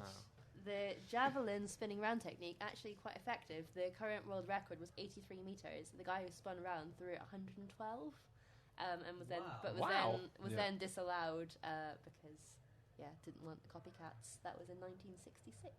so the world record for javelin has been disqualified. At the time, well, that one was Yeah. because you're It- not yeah. meant to whirl it over your I head don't think anyone's like a done that much helicopter. before, have they? They've got Has some anyone that done they that many further. before? I don't think We're anyone's about got that 100, far. But the thing is, every time they change the javelin, that invalidates all previous records because you're not Yeah, on a 'cause- level playing field. Yeah, as the it were. current record is with the current javelin is 98.48 meters, so still less than the guy who spun it over his head. That's amazing. So yeah, it's pretty good. Good factual nuggets.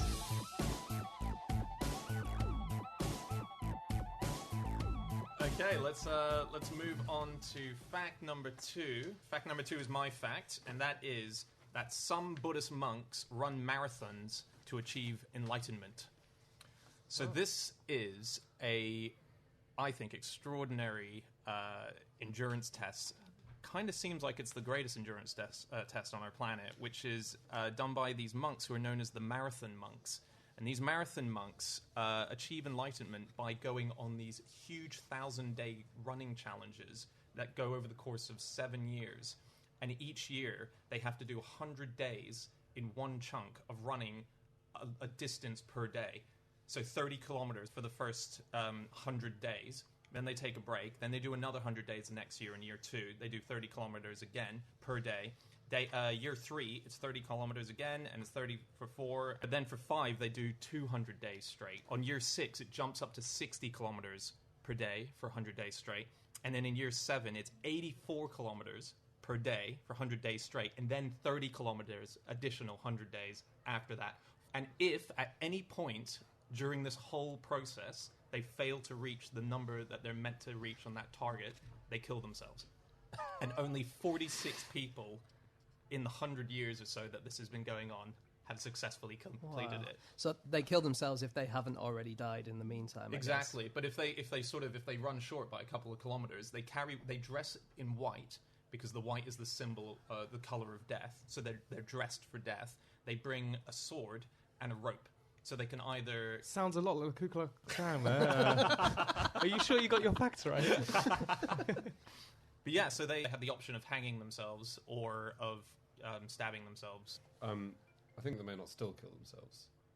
I think they haven't since the 19th century. I think it's been officially a bit discouraged. Yeah, it's been. That's true. The original hard. I mean, there is an area near the mountain where these monks live in Japan, which is called the Mountain Hiei. I don't know how to pronounce that properly. It's Hiei, and it's littered with unmarked graves from the people pre-19th century monks who did not manage to finish and complete it and had to kill themselves as a result. But the idea is that if you do complete it, you get a medal. you get a nice little medal. You get a pat on the back and those flowers, and silver blanket around you for when you finish. Well, actually, you say silver blanket, but one thing that I found out about monks is that they have a technique where they can heat themselves up.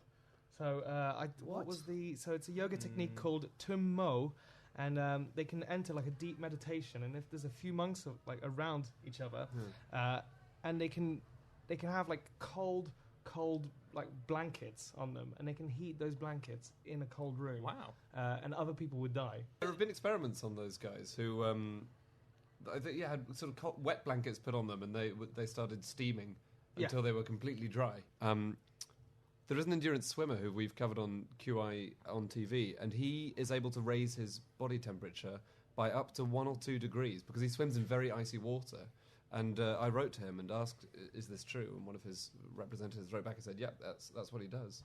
Let's go back to Crazy Monks. Yes, yeah. Let's do that. I'll tell you one more thing about the marathon monks, just to bring us back in, which is that so 46 people only have ever completed this course. I think I've got the number wrong, and it would be great to know when this practice. It's either 100 years ago, 400 years ago, or 1,000 years ago.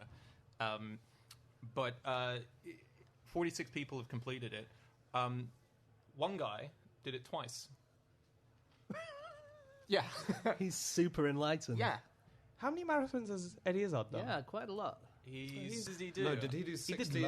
Sorry. Yeah, Eddie did 43 marathons in 51 days in 2009.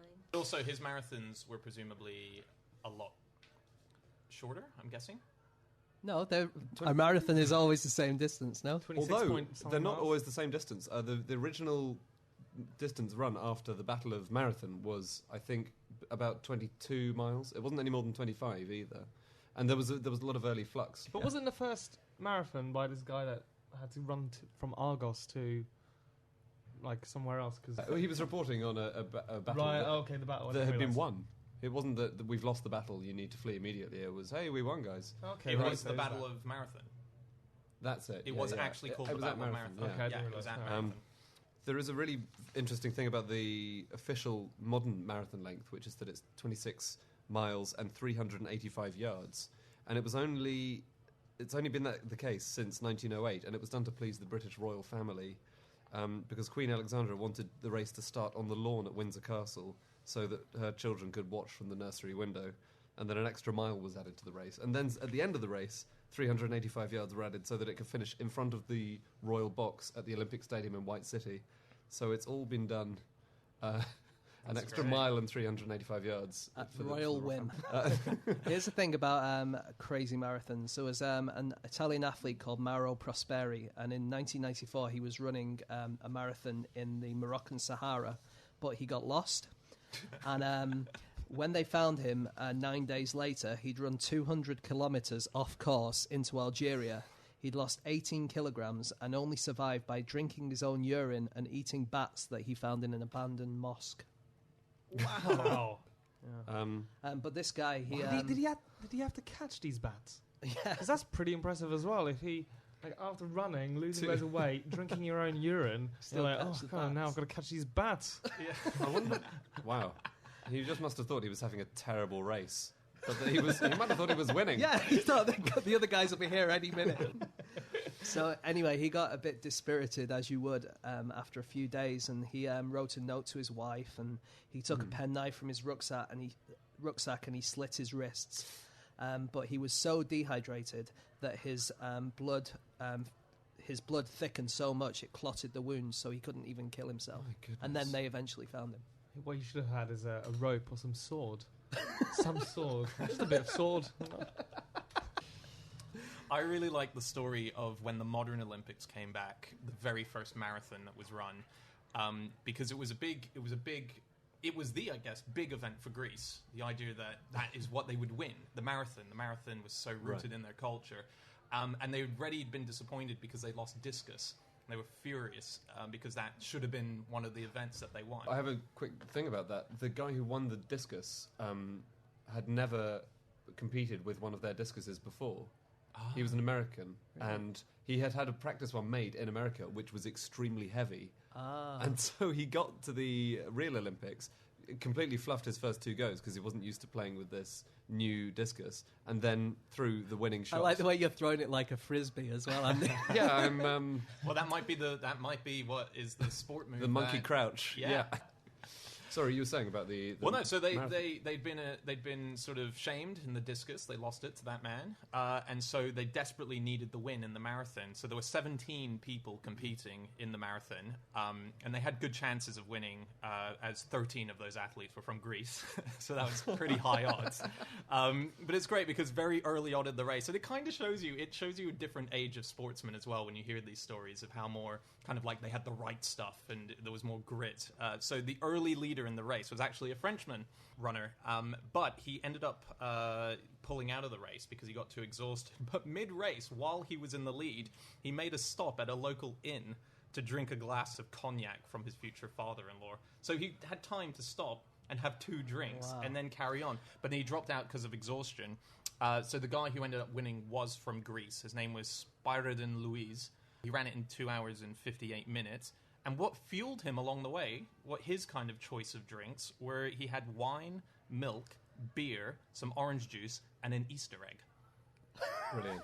Yeah, that's the winner of the first ever modern Olympic marathon. Easter egg. An Easter egg. Amazing. About the guy going into a pub, they used to do that in the Tour de France. Do you know that? Like, whenever the Tour would go by a pub or a bar, the cyclists would just all get out and en masse run into the bar and just pilfer everything they could get, all the wine and all the beers and everything like that, and they would run out again and then go. So all the people who ran bars that went past the Tour de France thing, they would always close down the shutters and try and stop the cyclists from getting in. French It's always the French, isn't it? Eric, has your dad ever stopped halfway through a race for a glass of orange juice / wine? Well, my dad's English, so no, but he stayed for he stopped for a nice roast dinner. I love as well the second and third place were won by Greece as well, but the third place winner got disqualified because he was later found to have covered part of the course in a carriage. Carriage, got a lift. No one said it was against the rules. That's all I'm saying. I think we should move on. Yeah, we should wrap up on that. Before we do, Anne, have you got anything for us? Oh, I have got so much for you. Oh, great. So the swimmer who can change his own body temperature is called Lewis Pugh. P-U-G-H, so that's Pugh, let's rhyme with Hugh. And he is the only person who's swum long distance in every ocean in the world, including the North Pole, which he did wearing goggles, speedos, and a cap. Wow. That was all. And CNN have called him the human polar bear. So that's him. The marathon running monks, they seem to be keeping records since 1885, which makes it 129 years. 46 of them have done it since then. Okay. Eating bats is not good for you. They spread diseases. Guinea, actually, a few weeks ago, have banned eating bats because they've got an Ebola breakout and they're blaming the bats for this. 62 people have died, and they eat them either in a peppery soup or they dry them out over a fire. They advise not eating bats until the Ebola has gone away. In terms of eating strange things while you run, it's not quite Easter eggs, but Usain Bolt famously loves his chicken nuggets. When on the day he won a gold medal in Beijing, they asked him how he did it, and he said he basically got up late, ate chicken nuggets, went back to bed, ate more chicken nuggets, did the race. Such a show-off. Such a show-off. Got a world record. Apparently he got through 1,000 chicken nuggets over the Beijing Olympics, which worked out 100 a day. That's a marathon. So that's like a marathon monk, but with That's nuggets. the equivalent of 2 actual chickens, which is pretty impressive. That has not been fact-checked. If you're listening, the man, that's for you.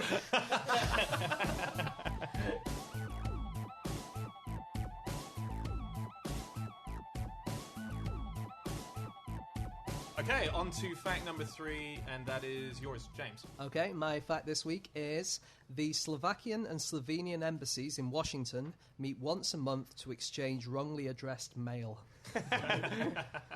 That's fantastic. Isn't that great? This came from a website, SlovakRepublic.org. Okay. I think it seems to be pretty kosher. This Slovak website have got a special section of their website saying "We are not Slovenia," which is brilliant. And they've got a load of examples. Apparently, George W. Bush once said, "The only thing I know about Slovakia is what I learned firsthand from your foreign minister who came to Texas." And their foreign minister had never been to Texas. It was the Slovenian foreign minister who'd been there before. Brilliant. Typical George W. But it's not just him. Silvio Berlusconi introduced Slovenian Prime Minister Anton Rop to the crowd of journalists, saying, "I'm very happy to be here today with the Prime Minister of Slovakia." So it's They're very just being easily done. pummeled. It does happen for these countries that there's just we find that we keep seeing examples of people putting minimum effort into actually working out who they are, what they're like. Remember that famous incident with the national anthem for Kazakhstan? Yeah. That's up on the podium. This girl had won gold medal, and then they played the Borat version.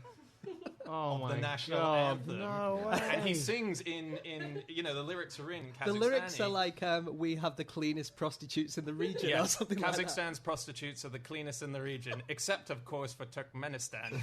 Kazakhstan, you very nice place. Come grasp the mighty penis of our leader from junction with testes to tip off its face. She stood there.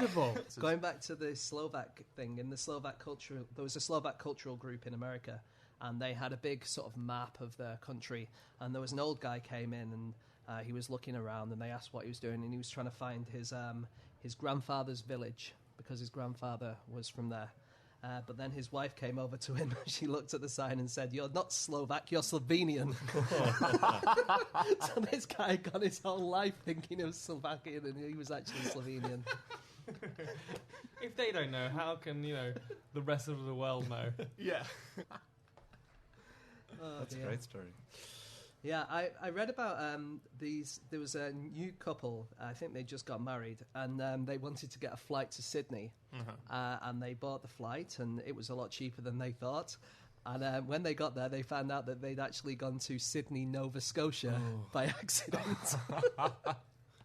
This is unlike you're from Sydney, aren't you, Dan? I am, yeah. Unlike your Sydney, this is a former mining town with a population of 26,083 and one of the highest unemployment rates in Canada.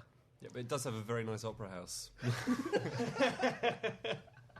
Well, this couple, they said, "Oh, we're just going to make the most of it," and they were interviewed in the newspaper, and they said they were looking forward to looking at the pickup trucks and eating the local lobster. Brilliant. Wow. That's fantastic. Well, that's nice. that's positivity. Really... Yeah. Okay, so I was looking at other mix-ups, and I saw a newspaper story. The people not to mix up the prescription eye drops called Durazol with the acid-containing wart remover Duracell. Apparently, these are two medicines with very similar names, and people have been putting this acid in their eyes, thinking it was eye drops. Oh my God! And that got me to thinking if there's any other medicines with similar names and what could happen. Yes. And I found a brilliant list online of commonly confused medicines. So there's a drug called Allegra, which is a drug often used for the temporary relief of runny nose, and people keep getting that mixed up with Viagra. That's their excuse. Yeah. There's something that actually helps to cook carrots and potatoes. It's called Vegasil. Some people confuse it. And there was another thing called Beano. This was a company name, and it was an anti-gas thing. If you've got a bit of gas, you take this Beano, and it makes you feel better. But people were mistaking it for B&O, which is belladonna and opium. Oh, wow. Add anything to add? Just another Slovakia, Slovenia. They've basically got really similar flags as well, which doesn't help. They've got a white, blue, and red stripe with a shield on the front. Shields are different, everything else is the same. So Slovenia have done a contest to find a new flag, but I don't think they've adopted it yet, which will distinguish them. And then there's a professor from the University of Ljubljana. Can you turn them- The sorry. University of Ljubljana, who said he reckons the problem with the confusion is that Slovenia hasn't got a brand. Finland has Nokia and Sweden has IKEA, and they need their own brand. So someone suggested Slovenia becomes the 1 hour country. You can get everywhere within an hour. It's very small. And then with confusions as well, there was that thing at the London Olympics when the North Korean women's football team walked off because they showed the South Korean flag, not the North Korean. That's That very embarrassing. Did not go down well, welcoming them with the wrong flag. And just at the end, Rubino, there was a second Dennis the Menace who made his debut in America. Of course, literally within 5 Yeah. days Of the other one. being debuted. Yeah, So we have two America's Dennis Dennis the Menace. Menaces. And they had a very similar look, and they were done completely independently of each other. It's amazing. It was like Deep Impact and Armageddon. Remember the Volcano and Dante's Peak. Yep. Any others? Genesis and Exodus. The bands. No, I don't.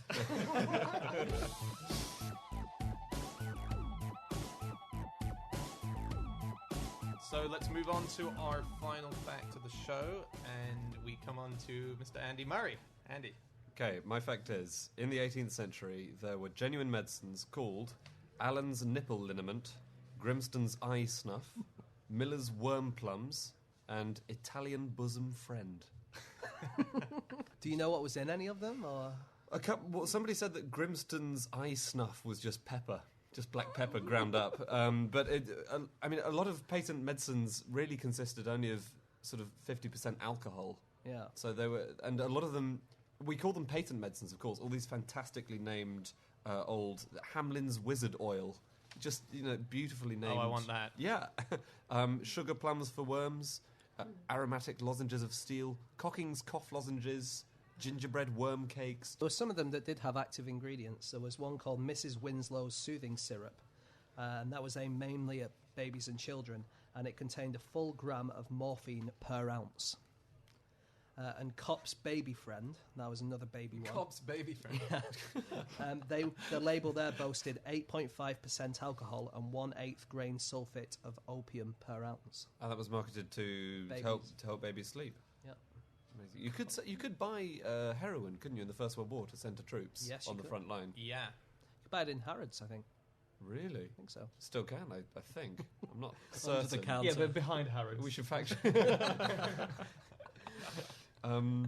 Has anyone heard about during the Middle Ages when there was the Black Death, that farts in a jar was a thing that was prescribed to people? No. Yeah, the idea was that if you conditioned the smell of something quite disgusting to your nose, by the time, if there was an outbreak of Black Death around you, you would become accustomed to that kind of smell. So it kind of made you immune to what was going to happen. So you would go to the doctor and they would give you a fart in a jar.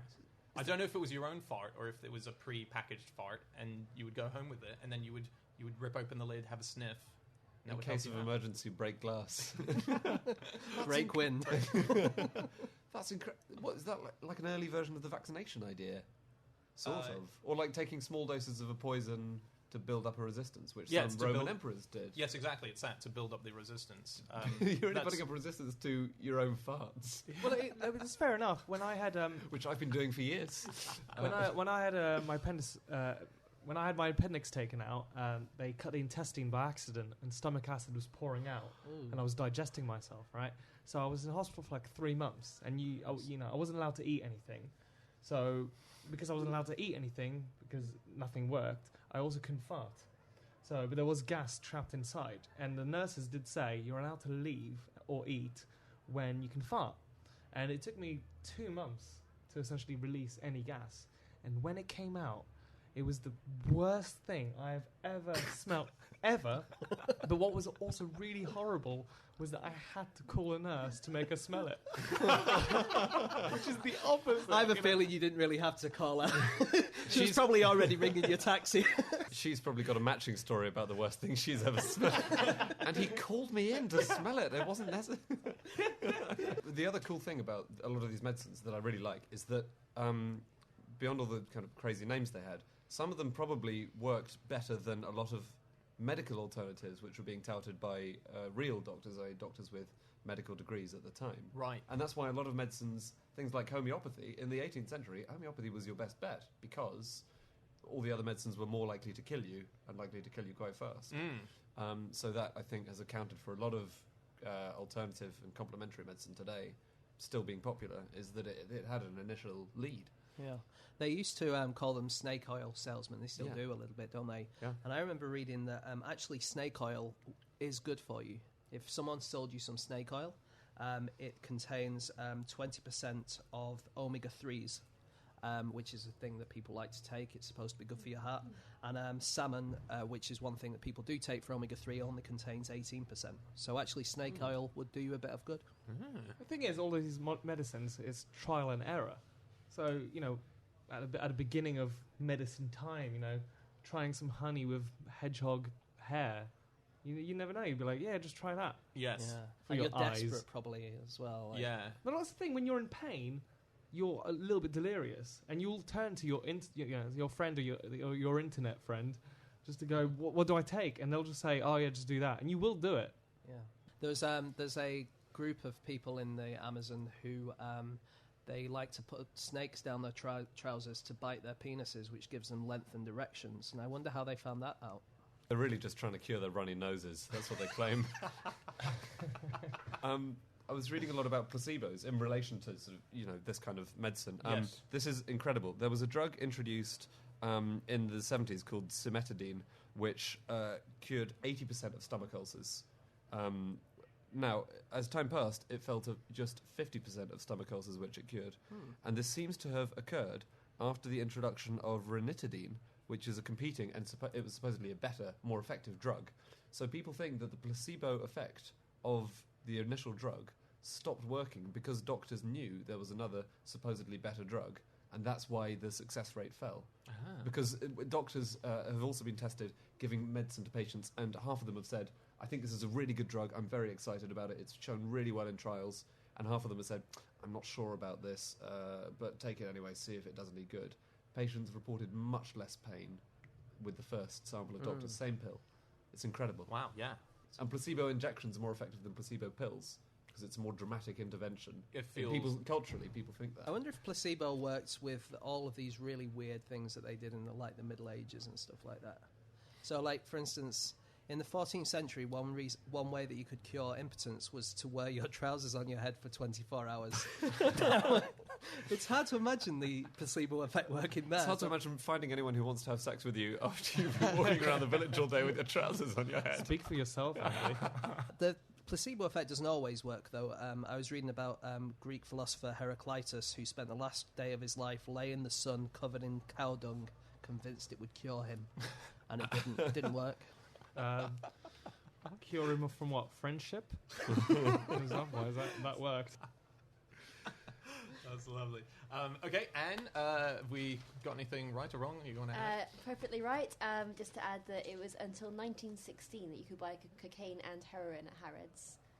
And I don't know if this is a joke or not, but in the article it said you could buy gift packs of both to send to soldiers. Yeah?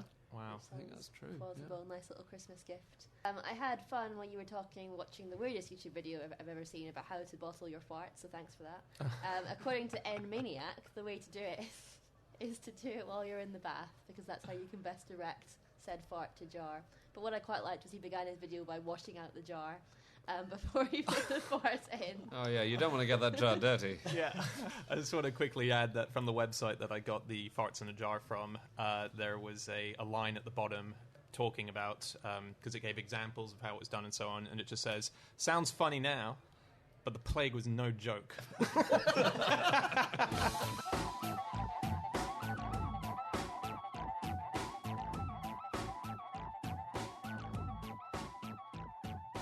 Okay, that's it for another episode of No Such Thing as a Fish. That's all of our facts. Thanks so much, everyone, for listening. If you want to get in touch with us to question us about anything, you can get us all on Twitter.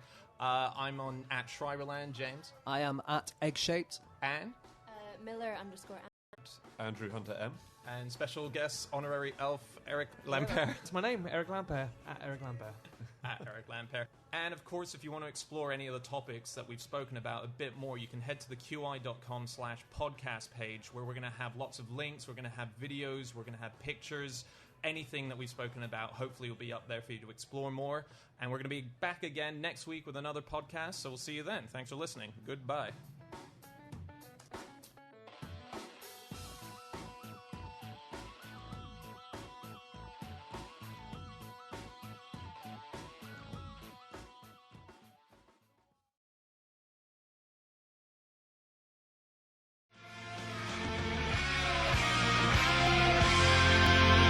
James Addiction, Just Because on XFM 104.9. I'm Ricky Gervais, with me Steve Merchant and Carl Pilkington. We're all here then.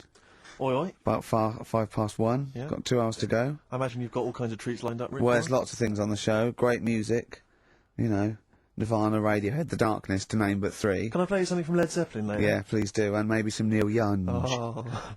Now, coming up also on the show, we're continuing a thing we started. We've only got 4 weeks to go before maybe we either give it all together or go away for a couple of months. Is it 4 weeks or 3 weeks now? Is it 3 weeks? I'm not sure. I don't know. I think it's the 16th of August, isn't it? Cannot end soon enough. Well, might be that. It'd be a shame to end it forever, but it's all up to Carl. So, again, he's in a grumpy mood. We've told him to try and up his attitude, and it's them, it's the listener that counts, Carl, not us. We may be feeling bad, but you, the listener, count. You come first, yeah?